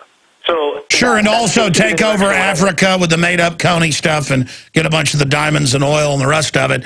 But I mean, at the same time, that's why I don't think Obama at this time wants the Iran attack, because that would probably unify the Muslims instead of just getting them to kill each other. And I think all of it is extremely immoral, and I think it goes back to 53 and Mossadegh. If our government and the British government wouldn't have thrown him out and then double-crossed the jihadis and then put in the Shah, it just goes on and on. This policy of putting radical Muslims in didn't just start with Obama this last 3 years. It's been going on since the British did it with Saudi Arabia, and it is an evil policy, and I think it's just going to continue to sow the seeds of our destruction. Yeah, and it continued after the Shah, obviously, with deposing the Shah and then putting in now the radical Shiite fundamentalist regime. This is how dangerous it is. I mean, the Shiites believe that the coming of their imam, the Mahdi, the Islamic Shiite Messiah, can only come about if there's an apocalyptic world battle of good versus evil, where the world almost comes to the brink of destruction, and then the Islamist Messiah comes back. So does NATO, does the Obama administration, does the European Union understand that they're playing with fire in the Middle East, and not just in the Middle East, of course, the ramifications around the world, even in the United States? Obviously, Iran terrorist proxies are very capable of deploying some sort of attack right here in the U.S. or in Europe. Which the government would love, which the government would love, because then they can take our rights, which is what they... That's my final question for you on this front, and then I want to get a brief take on what you think Romney would do if he gets in. I mean, as you said earlier, he would just go slower with this program. The ADL came out yesterday and you know, said, oh, one of the guys that shot a cop, or no, one of the friends of somebody that shot a cop, his Facebook had a link to Alex Jones. Well, yeah, I mean, I have a website that 1 million people a day visit. And, the theater shootings are being caused by talk radio, and Rush Limbaugh, the Southern Poverty Law Center, is out there saying all this. And they're saying, yeah, we need to restrict speech because, there's going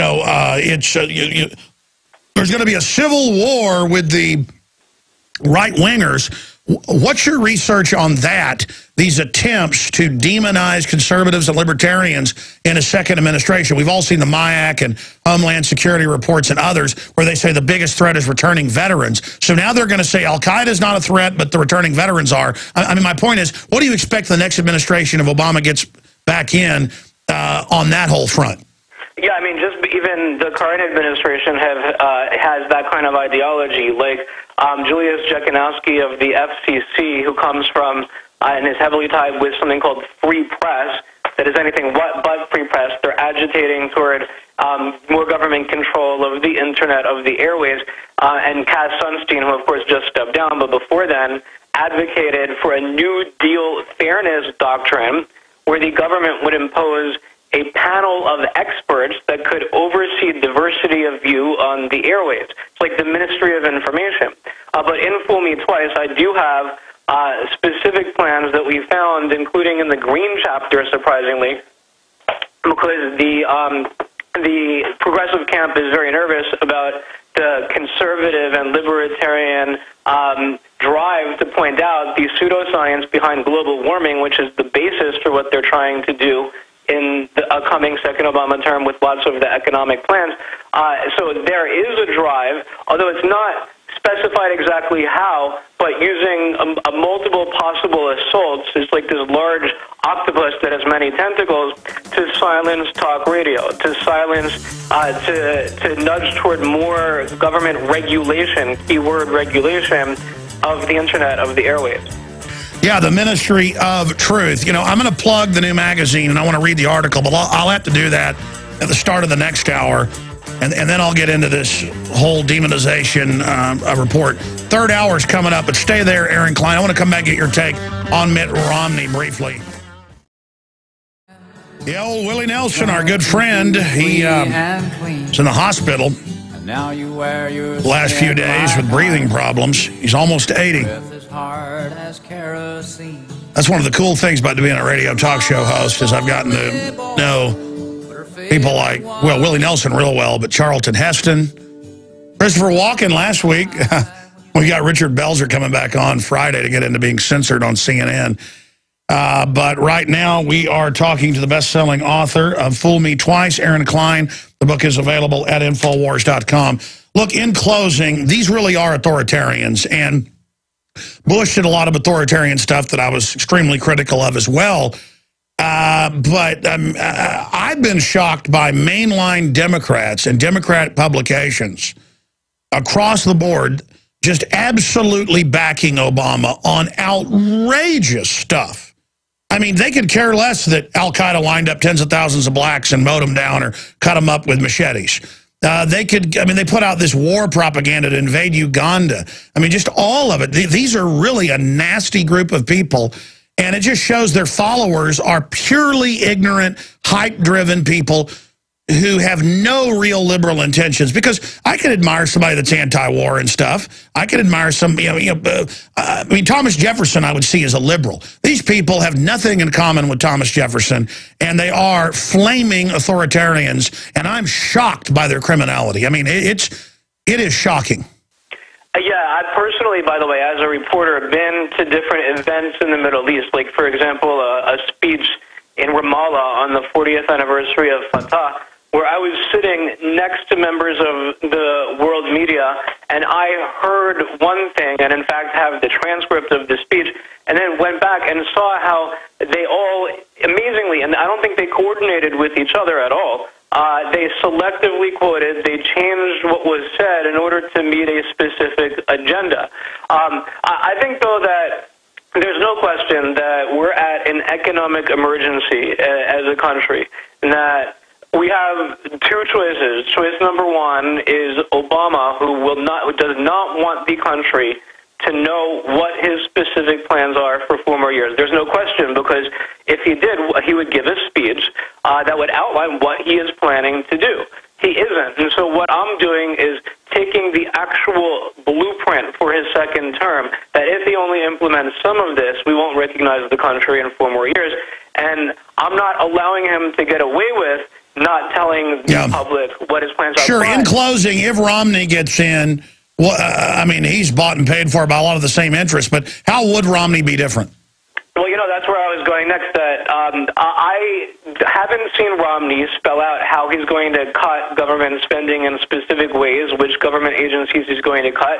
Every speech that I heard, and I pay attention specifically also when it comes to the Middle East, seems no different when it comes to his agenda on Syria. He talks about Assad having to go and backing the rebels.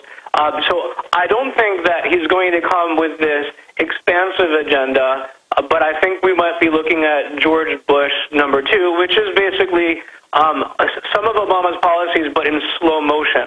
So the question is, are we going to get on the fast train to disaster? Do you think Romney would? Sure. Do you think Romney would stop having the TSA take small children behind closed doors and grope them? I haven't heard anything about that from him, and so many other issues that we want to know he just has not addressed. Well, all I know is Al-Qaeda is not hiding in my wife's bosom, and I want the government to stop it. Thank you so much for joining us, Mr. Klein. The book's available at InfoWarsShop.com. We'll talk to you again soon. Stay with us, folks. All right, we got a big news blitz coming up. I'm going to start the segment going over an article we put together announcing the new magazine officially, Print 2.0, The Answer to the Internet Kill Switch. Then I've got to get into the ADL. Again, trying to imply that I'm the hero of cop killers. Very, very dangerous to have that group doing that. Very authoritarian. We're going to be breaking that down coming up here after the break. We're going to get into Russia and China warning the West against Syrian intervention and a bunch of other news I haven't gotten to yet. And I've just got to go through all this information. There's so much of it. But right now, let's go to a few callers who've been holding patiently, like Josh, and then we'll go to Moose and then Susan. Josh, you're on the air from Oklahoma. Go ahead. How's it going, Alex? First off, thank you for opening my eyes. My 6-month-old has been hearing you since before he was born, and he recognizes your voice whenever you come on air. Wow. Now, I have to agree with you with the crackdown on free speech. It's becoming ridiculous. I'm currently dealing with a lawsuit against my local police department for a civil rights violation with a similar incident like your second caller. Police department's taking screen caps of my Facebook posts, and they put me on their watch list as a suspicious person. No, what they're doing is they're taking training that they did for gangs, where they stop you and take photos of you and all this, and they're now putting conservatives, libertarians, patriots in those. So if you don't like checkpoints they're running, if you don't like, oh, well, we're just going to put you on the list, buddy. And so I say fight fire with fire. Just shoot video of all of them, put them on YouTube, talk about them, follow them around, see how they like it. Yeah, and see, that's one of the beautiful things about Oklahoma is we're still a one-party state. So, you know, I have a right, as long as I'm part of the conversation, to record the conversation. But they pulled my military record. They know I've been kicked out for being a conscientious objector. And, you know, they've known that I worked in ordnance. So that automatically makes me suspect crime number one. Well, that's because they're going to start a civil war. Look, the ADL, Southern Poverty Law Center, federal government say the veterans will attack all police stations with improvised explosive devices. It is coming. Get ready for war. And then they hype it and get the police and military to treat veterans like crud, starting the fight so they'll have the Civil War.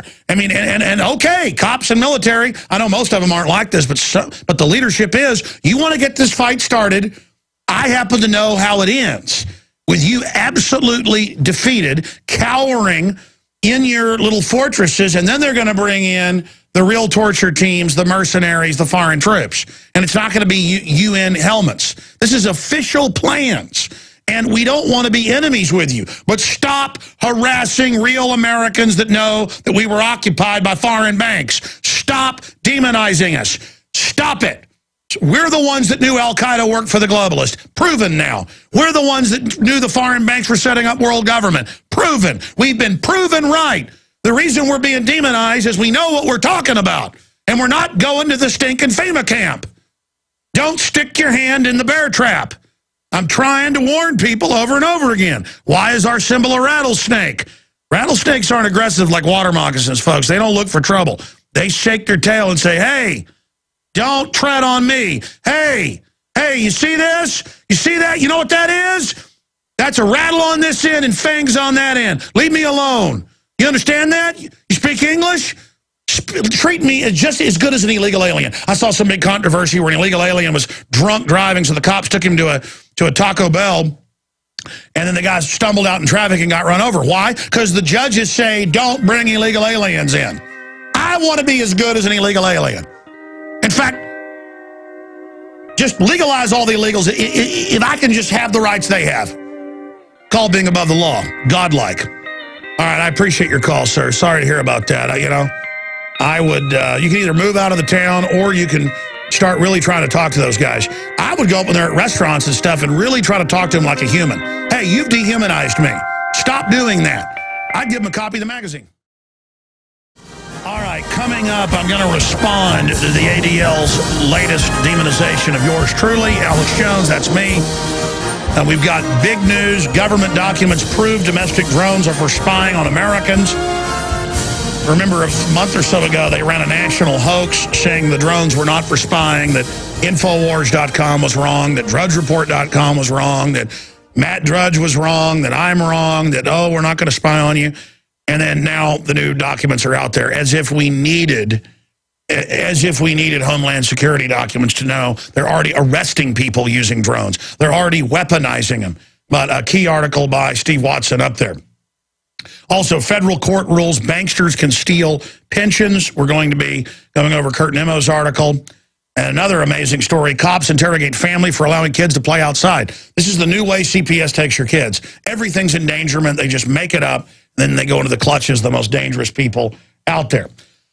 That said, if you go to the front page of Infowars.com, you can see the featured news stories image, and it is the cover of our inaugural September issue that I wanted to put out a little bit early. And we're starting out with 50,000 copies on the streets of Austin at 1,000 locations. And then everyone that orders books, videos, T-shirts, ball caps with evil messages of freedom on them so you can meet like-minded people. Anybody that orders stuff at InfoWarsShop.com or InfoWarsStore.com, both places take you the same place. There's some alternate shopping carts we have, too, at InfoWars.com. If you click on the shopping link, we have a Yahoo store as well. But the point is, you can go there, and Tim came in here during the break. It is explosive. People are excited about this.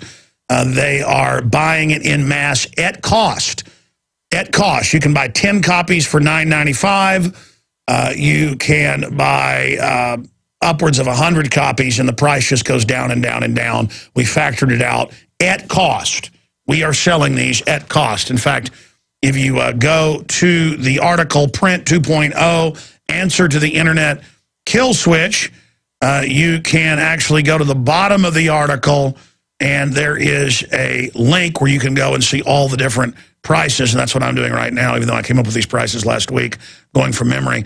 You can get 10 copies for $9.95, 20 copies for $19.95. You can get 50 for $50, or 100 for $74.95. And we actually lose money on that 100 one, but I think if somebody's ordering 100, I'm happy to lose $8, $9. But we've done all the math. This is at cost. That's why there's no free Citizen Rulebook or bumper sticker with these, because I can't afford it. All the other orders, of course, you get free Citizen Rulebook, bumper stickers, and pins and stuff we throw in there. The point is, it's all available at InfoWarsShop.com. But wait. You do not need to buy the hard copies, even though this will really get people's attention. Great way to give them to friends and family, as low as 75 cents a piece. We're going to have a subscription thing up later in the week, too, where you can sign up for a year just to have all the issues mailed to you. We're going to later, of course, a year later, have a back issues deal.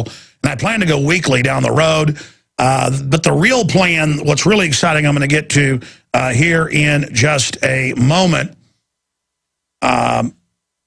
You can go to Infowars.com or PrisonPlanet.com and click on the article, Print 2.0, the answer to the Internet kill switch. And when you go there, the first link is to Infowars.com/newsletter. And you just subscribe there to the free newsletter, and you get exclusive articles, videos, a news boil down every day. But we're also going to send you a free PDF, but it's put out by issues. You can flip through it, click on the links. The links work. It's amazing. We're going to send that out to everybody that signed up for the InfoWars Insider. And again, you just go to Infowars.com/insider and get a free digital copy. And then I'm not asking, I'm begging, pay it forward. It's free. Send your link to everybody on your email list so they can read it as well. And tell them to subscribe for free if they want to get the free magazine. And believe me, the graphics in it, the graphics team, they did a great job. I'm surprised in the first issue, we only found a few typos and problems, and we did our customary thing where one printing, we're doing a second printing right now. That'll be the collector, has collapse, the letters flipped in it. Collapses, but it's classic. The point is that I'm going to flip through this for you in a video I'm going to shoot today. All over Austin, by the way, these Infowars.com little stands. What do you call it? What do you call the thing that you put the magazines in? The magazine racks. Yeah, the racks. There you go. And 1,000 locations, ladies and gentlemen, we're putting the magazines at. 200 I paid for the racks, which cost me quite a bit.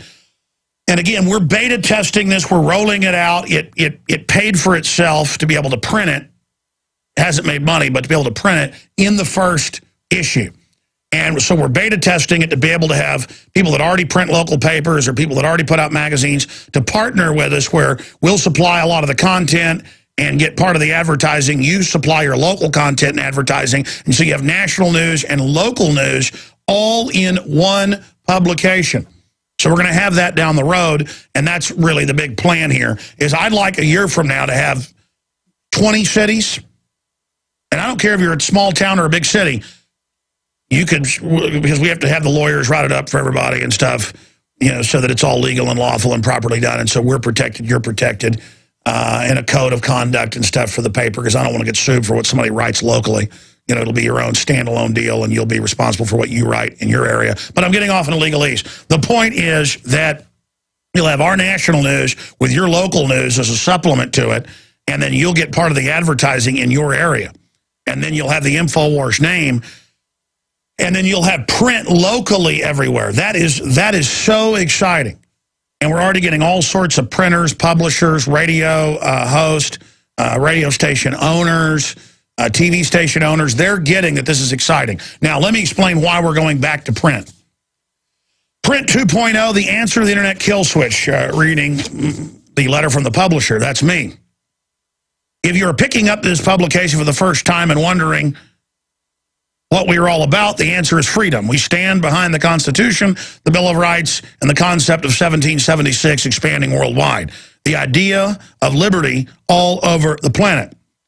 We are a firewall standing between liberty and the tyranny of the corporatist and monopolist system that is diabolically opposed to freedom and the free market, especially when it comes to the media and unrestricted flow of information. We oppose the wireless NSA wiretapping and the secret arrest of Americans under the NDAA. We oppose endless and criminal proxy wars carried out in our names. We oppose the persecution of people for religious or cultural reasons. We are not left or right. We are constitutionalist. Imagine the average liberal in Austin who's not really a liberal, who's a fascist, programmed mind slave, reading something like this for the first time that's outside their little political correctness box. It's going to freak them out. I love it. Because Obama, see, it's not about preaching to the choir, folks. It's about reaching out. Because Obama is currently the titular head of the global empire and crime syndicate, a lot of this publication will be about his actions. In the past, we were critical of Bush. We will also examine Romney and others who may replace Obama and his administration. Infowars.com and prisonplanet.com, our flagship websites, are rated by Alexa.com. It's actually 4 times. And similar metrics that gauge web traffic as a top alternative media site in the world. Infowars.com receives about twice as much traffic. We looked at that. It's 4 times, according to Google Analytics and Alexa, so we need to change that. Because Kurt wrote this, did a great job off a recording I did. And so it's just, I told him check the numbers. I don't think he knew how to read them. The point is, news via print is dying as a result of a perfect storm. People are abandoning corporate newspapers and print publications and are instead flocking to the web as so-called mainstream newspapers just regurgitate corporate and government talking points. Mainstream news is also dying online. This is why we are able to dominate them with film, videos, and our news websites. Yeah, print isn't really dying because of the web. Sure, it would have reduced it some. But people like print. It's falling apart because people are leaving print and it's horrible propaganda. Now, here's the important part I'm going to get to right now. We're going to skip this break because I've got to have time to finish this. Thank you. Network break, we're skipping it. Stations should not skip this. Print is impervious to a government kill switch and any other electronic scheme designed to shut down areas of the web that government wants censored. Digital and network technology make it easy for corporate control freaks to track down dissidents, delete their words, and even kill audio files of their voices, as they have done with my voice on YouTube. Corporations have gone so far as to claim copyright on voices, including that of Optimus Prime, a character from the Transformers franchise. That's right. YouTube is now adhering to third-party claims of ownership, where now the guy that does Optimus Prime can't even speak to somebody on the street because they say the voice is owned. That's a way to erase everything. It's already happening. We warned of this years ago. Now it's happening. And that's their little secret plan. Once you're up in the cloud, they can shut you down.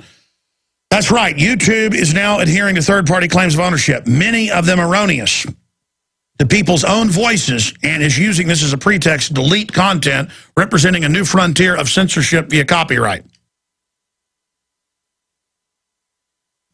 Automated software bots are now being used to preemptively censor content with no due process whatsoever. It's prior constraint, violates the First Amendment in triplicate. Kindle recently demonstrated how it is possible to remove content when it invaded privately owned devices that had legally bought the books without permission or warning and deleted ebooks. Ooh, I should have added how they went in with the Jesse Ventura martial law show and deleted off the TiVos. It was supposed to air 50 times. That's how they do it. Cost close to $1 million to make an episode. I was like, cost $700,000. They're like, no, close to $1 million. Aired once, Homeland Security freaked out and had it erased off the TiVo, and all other cable systems went in and erased it. I talked to executives. It was confirmed. But, I mean, they sent me the orders at one time, Warner, in a major city where they said, you will do this. Most cities, it was just remotely done. Continuing. Kindle recently demonstrated how it's possible to remove content when it invaded privately owned devices without permission or warning and deleted ebooks. As Apple co-founder Steve Wozniak, if I pronounced that right, recently warned, the idea of cloud computing poses a threat to the existence of digital material and the idea of individual ownership. The director of the CIA has admitted that the internet is a surveillance tool that even gives smart appliances the ability to spy on you. This censorship war amounts to nothing less than electronic book burning, where words and ideas can be digitally erased from the cloud. The automated bots will now do the work of the firemen in Ray Bradbury's dystopian classic Fahrenheit 451. Print makes this sort of censorship virtually impossible. It allows you to hold a physical copy in your hand, a physical copy that you can now pick up in your city or order online in bulk at cost at InfoWarsShop.com and give to your friends and family. We're going back to the very roots of free speech, the Gutenberg printing press, while also continuing to expand in an increasingly restrictive internet space where cybersecurity legislation is little different than that the state is doing to freedom of expression in Russia. More and more, the web is darkening as our authoritarian government expands its reach. While we continue to fight for internet and cyber freedom, it is important to embrace print at a time when everyone else is abandoning it. Print media is important because it is not dependent on a device that can be controlled, disabled, or turned off by government kill switch or corporate kill switch at the whim of a corporation. All you need are your eyes. Print gives you the power to the reader. Over the next year, we will transform from a monthly to a weekly publication. We will also launch a franchising of a publication within the next few months. This will allow others that share our passion and love of liberty to add their local stories to our national and international content. Franchising will also allow you to share ad space. In addition, we will offer a digital copy of the publication, which you can receive for free. All you have to do is sign up for our newsletter at Infowars.com/newsletter. And I should add, franchisees will also be able to have subscribers in their geographic area with specialized, tailored, local news coverage. Continuing here, Infowars.com/newsletter to sign up for your free e-copy.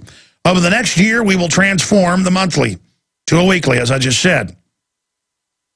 Franchising will also allow you to share ad space. In addition, we will offer a free digital copy of the publication, which you can receive for free. All you have to do is sign up for the newsletter at Infowars.com/newsletter. Ultimately, the success, and this is key, of this venture is up to you and other liberty lovers eager to see the message of resistance delivered across all media.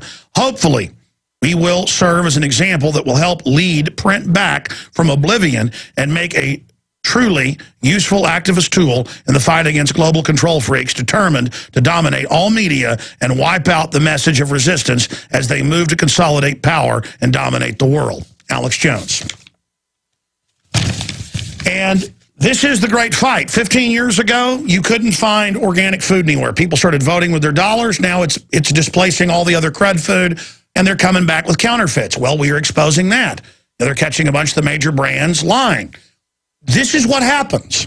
And I believe if we put enough passion, energy, research into this, this will become successful economically, even in the Depression. Probably more so because it's a depression.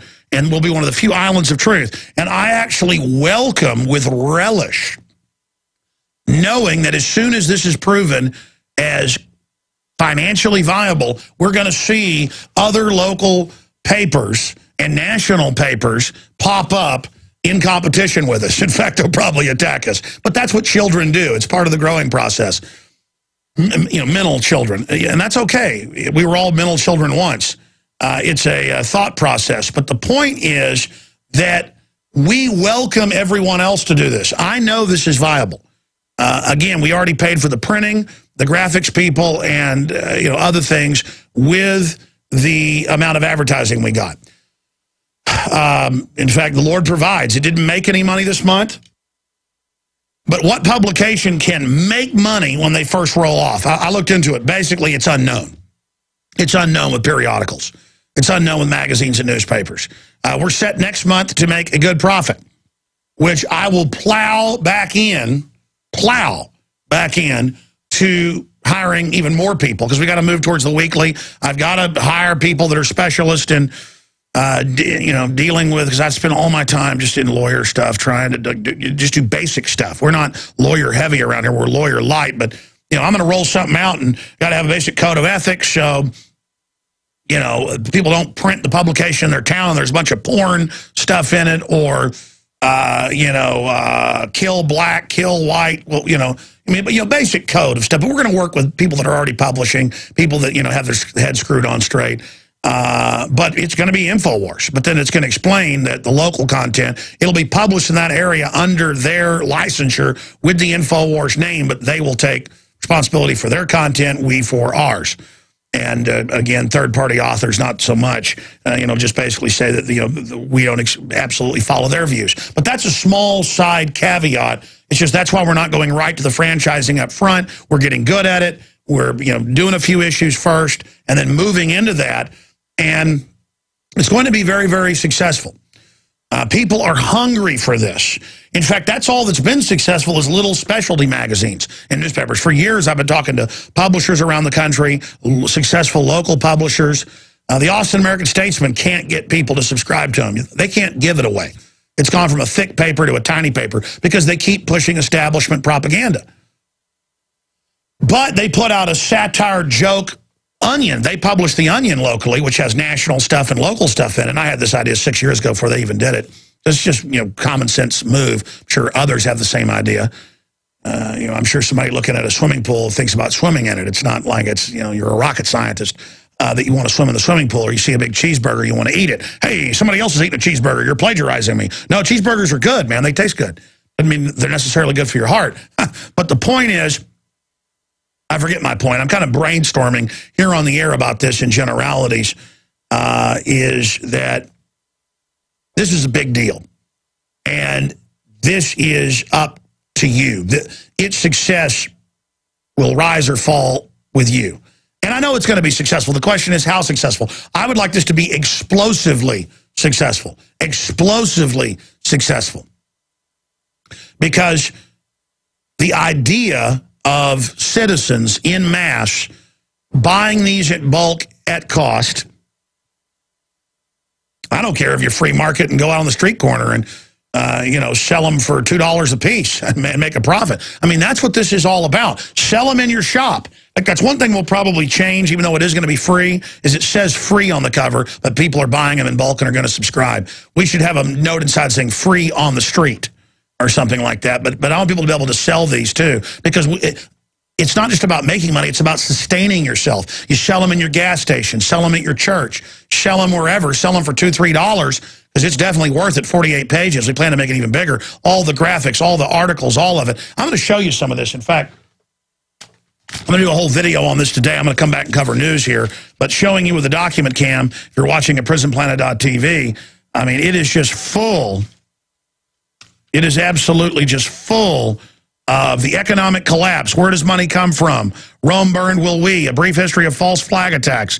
The shadow Patsy rises again. Bank cartel conquers America. That's a very important article. Liberty lovers listed as terrorists by Homeland Security. Obama's jobs program, government.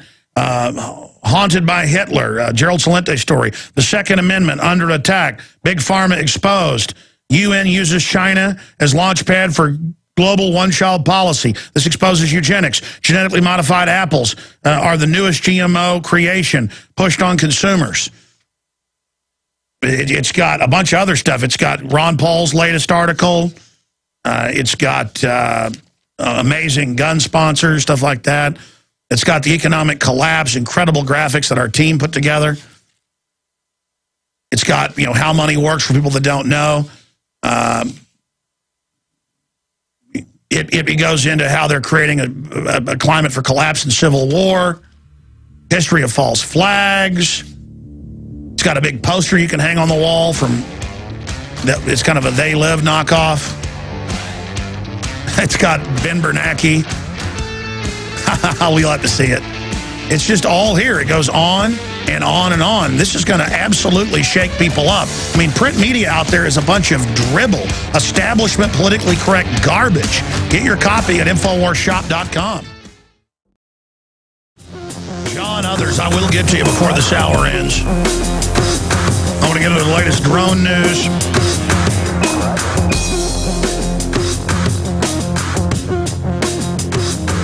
But first, I want to just briefly address the Anti-Defamation League,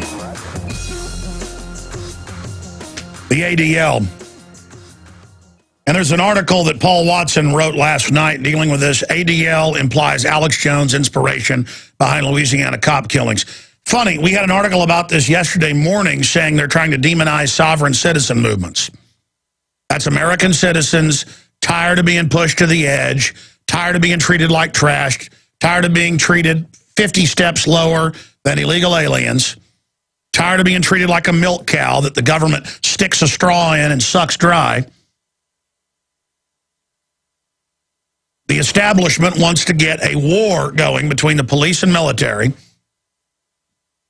and the American people. The plan is for civil war. And the Southern Poverty Law Center was forced to retract in 2009 when Richard Poplawski, a dishonorably discharged Marine and white supremacist, his mother threw him out of the house because he got a second pit bull. This is all on record. And she said, that's it, you're kicked out of the house, your dogs are using the bathroom everywhere. And Poplawski, because to understand what happened yesterday with the ADL, you have to understand the past of this. Poplawski threw a fit, and when the cops got there, he grabbed a semi-auto Mac 90 and shot 3 of them, killing them. And instead of blaming the Marines for him killing them, and I'm not blaming the Marines, but they would certainly be more to blame than I am, training him how to kill. I'm not saying that's even a bad thing, because if you train somebody who's good how to kill, they can protect themselves. The point is, he's drunk. This is all on record. He throws a fit. The cops come. He kills him. The most dangerous thing is a domestic dispute. Mama's boy with his tough guy pit bulls, urinating and defecating everywhere. Well, he showed Mama, didn't he? Well, then he gives up. And within 2 hours of him in custody, the Southern Poverty Law Center beat writer there at the local paper came out and said he did it because he's a fan of Alex Jones. And whenever, even before stuff like this happens, when Nightline or MSNBC or CNN, Rolling Stone, the list goes on and on, whenever I get a call from a reporter or they're here physically, they go, aren't you worried you're going to cause violence? And I go, gee, I'm calling for nonviolence, and I always have, but I am exposing, that foreign banks are bragging they've conquered our country. They've been doing that for years, but now they're out in the open. Not just in their own publications, but, trade publications, but in our face saying it. And I told the Nightline guy, I said, let me show you clips of world leaders saying the crisis will be used to bring in one world government. No, I don't want to look at that.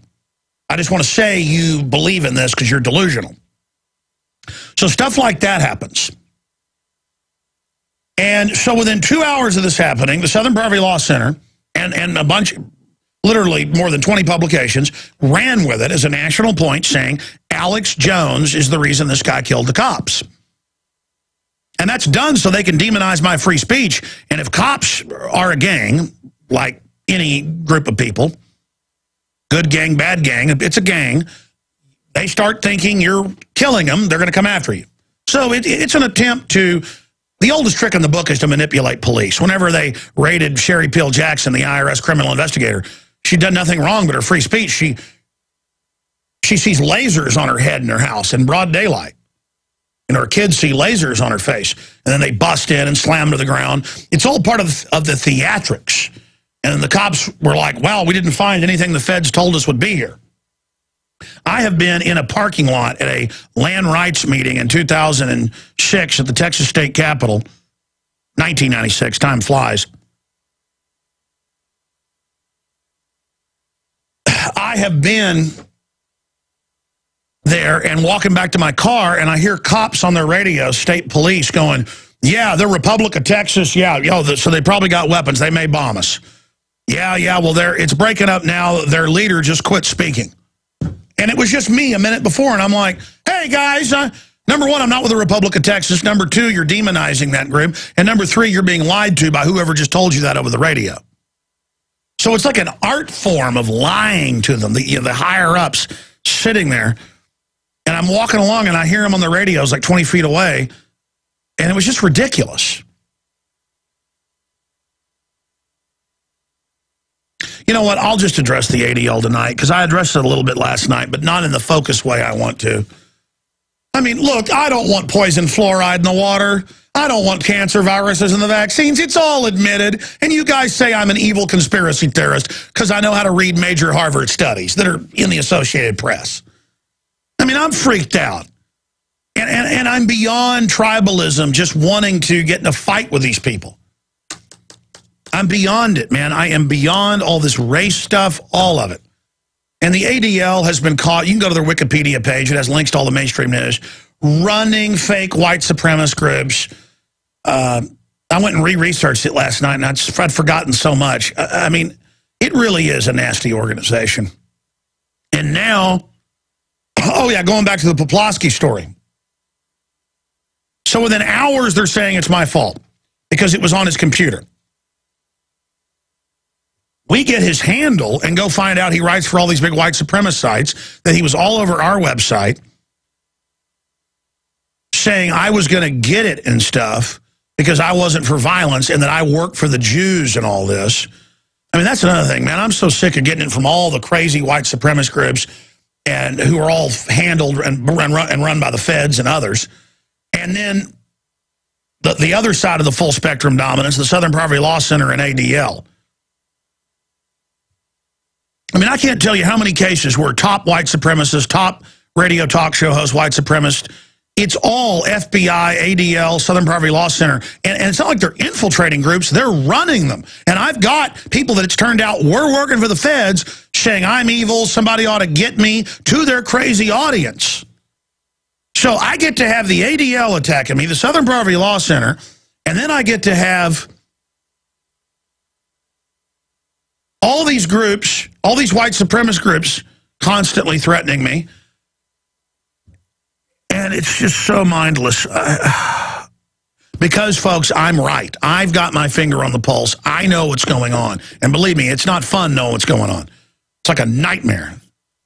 Instantly being able to unspin things, instantly understanding the deeper meaning of things. It's like torture, basically. I mean, I wonder if my discernment and research has gotten to this level where I can't even articulate to you my understanding of things. It's torture. Everything is frustration. I just am so tired of it. Because there's a billion points I want to make, and verbally you can't do it. Getting back to Poplawski. So, within 2 hours of these cops being shot, they're not even cold yet, they're saying he was a fan of Alex Jones, and I was his hero, and this is why I need to get in trouble or whatever. And the First Amendment's bad, and this is why we want to restrict the First Amendment and all this other garbage. So Paul Watson discovers this guy's all over the internet saying he's going to get me and all this stuff. So he starts sending it to the press, going, you got to retract this. I can sue you. And they all did retract, by the way, including the Southern Poverty Law Center. Because I'm not litigious. I mean, I'm not looking forward to having to sue people. I have before. Because once I sue you, I got to go perfect the case. I've got to make sure I win the case. And then if I get a judgment on somebody, I mean, I don't like get off on getting the judgment and then enforcing the judgment and taking somebody's car. It's harder to get their house. Going after these companies. But the point is, I got bigger fish to fry. I told him, I said, look, you're saying I'm helping get cops killed. I can't allow this to stand. Here he is. You know that you were given this information. And the thing is, the Southern Poverty Law Center and ADL basically run the police departments now. And they're just in there demonizing the daylights out of people and scaring cops that the guy with a libertarian website on their car or a Ron Paul sticker, they're going to kill you. To the point of cops pull Ron Paul people over all the time for Ron Paul stickers. It's happened to friends of mine. And they ask them, got guns or got any bombs? Because he got a Ron Paul sticker. That's an attempt to intimidate us. And so if we let that intimidation work, it's over, folks. We go into tyranny. And so they're trying to do this right now, and we've got to reach out to the police and military. We've got to reach out in local communities. You've got to bring an intelligence file to your sheriff, to your police chief, and go, look, here's the ADL breaking into police departments. Here they are, there are people convicted of doing this. Here they are running white supremacist leaders. Here they are doing all this. You've got to counter them with the real intelligence. And the ADL's smart. So the Southern Poverty Law Center, they'll get the police chief and give him an award, give him a trophy, have famous people there. They do it in every major city, and they get the police chief up and give him awards. And I mean, it is just super creepy. And when you do that, you're a schmuck. When you do that, you're a chump, a sucker, a dupe, a useful idiot, a moron. When you go and have the ADL, one time the ADL put on a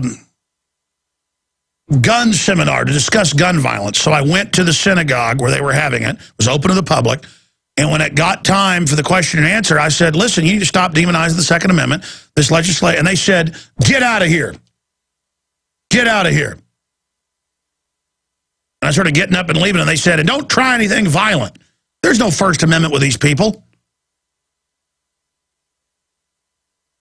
Oh, yeah, folks, I used to go protest at abortion clinics. I've marched into synagogues and anti-gun meetings. I mean, I'm back in the day when I was just doing local TV and radio, I used to hit it hard. That's what I'd rather be doing. And I've gone to churches that are having anti-gun meetings. I went to a Baptist church once, a Catholic church once. I mean, it is just sick what's going on in these churches and synagogues and places. A bunch of brainwashing. And the ADL wants to shut down free speech in this country. So does the Southern Poverty Law Center. All the legislation they support is just unbelievably un-American. And they are provocateuring. They've been caught provocateuring. Everything I'm saying is on record. And my lawyer has put the ADL on notice before, and they actually changed an article that had stuff that was wrong in there. It was that I was calling for violence against immigrants. And I said, look, I'm not going to let you set me up. So my lawyer, who they noticed was about as high-powered as it gets in Austin, they responded. And I'm not here running around swinging a big hatchet at you politically. Here's the deal. I want my freedom, and I'm going to fight for it politically. You're not getting my guns. You're not getting my Second Amendment. I mean, both these groups are the most anti-civil rights groups you can imagine. And they're there to play blacks, whites, Hispanics, Asians off against each other. A lot of these big organizations are. And these are poverty pimps like Obama that create racial division in the name of fighting it. And it's divide and conquer. And it's all part and parcel of the eugenics with the Planned Parenthood and the abortions and all the rest of it. And so this latest event I'd seen in the news was police don't know why they shot at him at the Valero station. Police don't know why they ambushed him at a trailer park. Turns out they were surveilling him because they were gun owners. Turns out that they were planning to SWAT team him. And it turns out now we're getting reports it looks like the cops may have been shooting. And see, this isn't going to be like Waco where you come and you shoot up everybody and then they shoot back and then you put your hands up and everybody then stops shooting. People know you'll just burn them down and kill them. So they know they don't have anywhere to go when you've got locally, federally funded anti-constitutionalist task forces operating in Louisiana. And you rush in, people in this climate are going to start shooting back. And by the way, in the future, they're not just going to wait at the trailer park. I mean, you understand that, right? If this civil war starts, you are to be destroyed. And they plan on using patriots to do it. And I'd say, don't do it. Don't do it. But if you don't have a choice when the police are coming in with their guns drawn because they've been told you're a terrorist, people are just going to say, time to die. Whether you're going home in a body bag or they are. The American people have had incredible restraint. And now with all this demonization, the point is that now the police, one of the 7 they arrested, they're saying not one of the shooters, but one of their friends, on a Facebook said he liked the Alex Jones show. Facebook says, who do you want to meet? Who do you like? Alex Jones. And the way this is written, and David Koresh, yeah, right. No one in the Patriot movement says, I would like to meet Alex Jones and David Koresh. Everyone knew David Koresh was a weirdo. The point is they picked him and singled him out to kill those people, to start a war against the American people and churches and people that want to be left alone. So they picked a group they thought they could demonize easily. That all came out in court documents and congressional hearings. And if you like the idea of dozens of little kids being burned up and blown up by the feds with the troops shooting them as they tried to leave, all on FLIR footage. You're sick. You're sick. And you idiots at the New World Order think that you're going to intimidate us starting this civil war. One Waco woke this country up. So you had to do Oklahoma City to counter blaming on us. You pull more Wacos, ladies and gentlemen, the American people are not going to go after the police and the military unless they get it in their way. They're going to come after you. And that's the basic message, okay? Just because you can set up people or find people that are on the edge. First they said they were criminals and all this stuff and just using sovereign citizen name. Now it looks like they all had jobs, businesses. We don't know what really happened with these people. We don't even know if they shot the cops. I've seen so much lies. I saw a case where the Travis County SWAT team shot one of their own officers in the back going up the steps, so they blamed the guy inside. That happened out in Lubbock a few years ago, too, where the SWAT teams went in and shot their own people, so they blamed the guy, but it turned out he didn't have a gun. And a good SWAT team member went public and told the truth. You know, look, I don't want this war to take place. But if the globalists start this civil war, I would suggest that police departments, once you, because you're not going to listen, I understand that. But once you're really losing the fight big time, remember I told you all this. If it goes to this, because you're meant to lose. They've done the numbers, okay?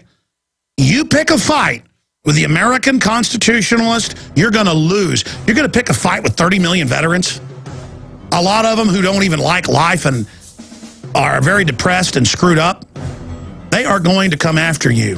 They're going to come into your police stations. You hurt their family members, they're going to come after you like a Terminator. Now, we don't want to go there, do we? I know I don't. I know I like living. We'll be right back. Stay with us. I'm going to close by saying this, and I'll do a more focused breakdown tonight on the Nightly News. I'm hosting it.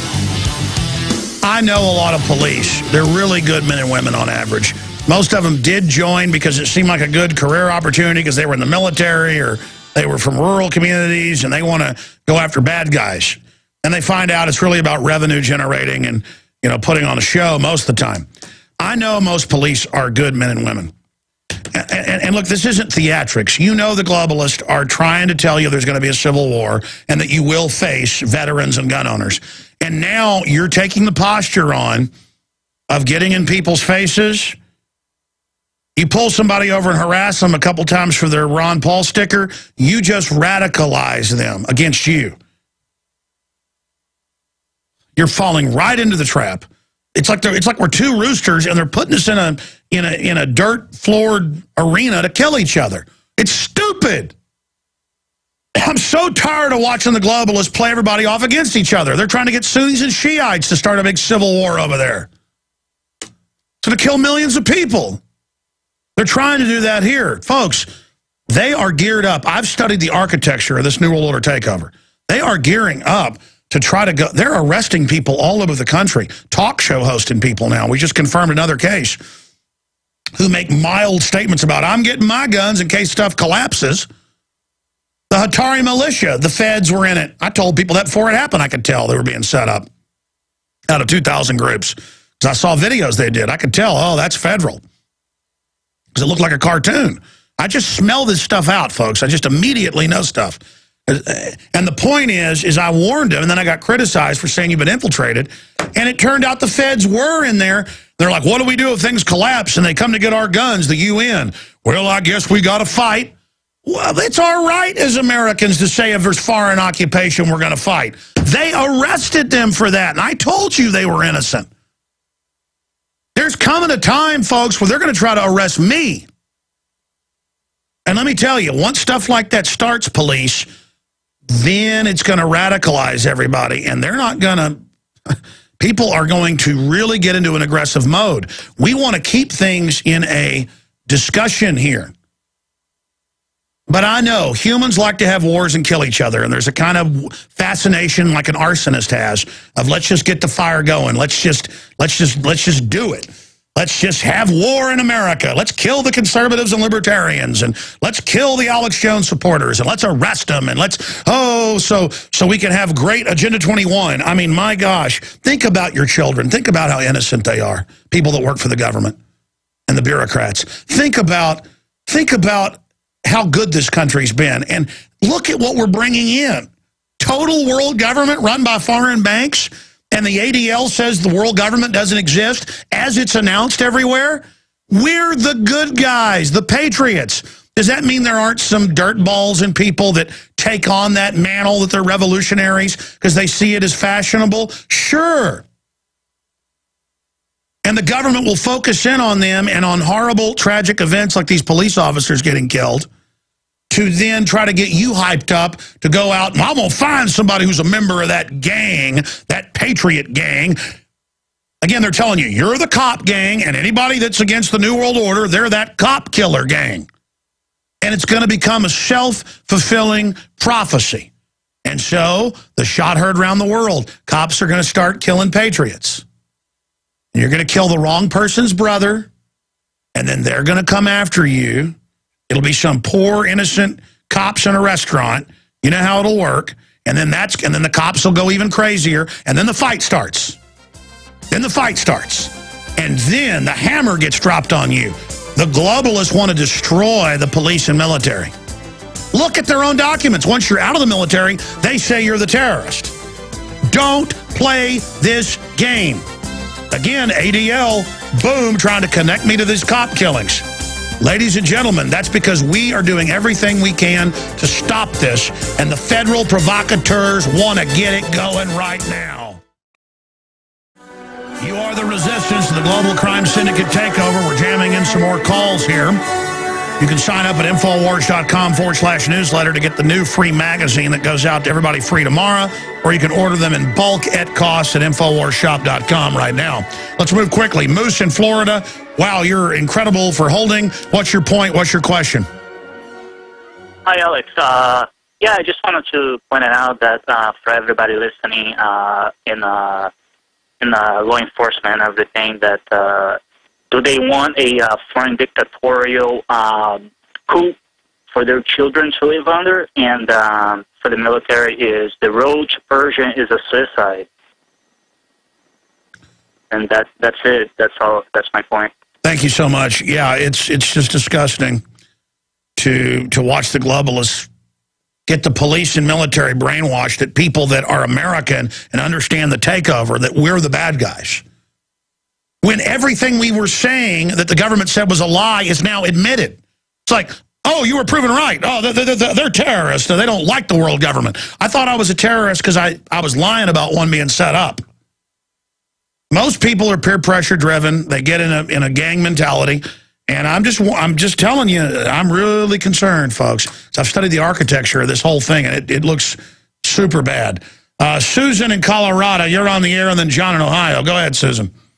Oh, hi, Alex. I am an RN in Colorado, and I am just beside myself and feel so violated that the Public Health Department has passed the regulation to mandate flu vaccine percentages for healthcare workers. Yeah, it's not a law. It's all fraud. They'll try to make you wear a mask. It like wearing a yellow star in a concentration camp. It's all fraud. Fight them. Get together. Sue them over it. Because it came out the flu shot doubles your chances of getting the flu the next year. Just get the literature together. Sue them. And they're making it so that you can only have a narrow medical exemption to even wear the mask. You know, and it's either take the shot or get terminated. And who can get terminated? So I'm almost thinking I'm going to have to take the shot because I have to work and then fight it as I go along. Because yeah, ma'am, it's a death sentence. These flu shots have been absolutely confirmed to give you cancer, brain damage, epilepsy, narcolepsy, brain cancer, autoimmune disorders. I mean, listen, these big pharma have been caught killing foster children in studies. I mean, this would be like the devil showing up with a shot and you taking it. They're total authoritarian trash. I absolutely agree, but what would you do, or what would somebody do who needs to work and you can run but you can't hide because every employer... It's all a fraud. It's all a fraud. Just you can find number one, the exemption is to a rule. They always say, you got to get an exemption when it's not even, it's a regulation. It's just made up. And so what you do is you tell them that you're not going to wear the mask and that it's a fraud, that their rule's a fraud, and that you're going to sue them for wrongful termination if they let you go. Oh, okay. I mean, ma'am, I mean, I'm not going to give you, that's what I would do, okay? You do what you think's best, okay? But I'll tell you this.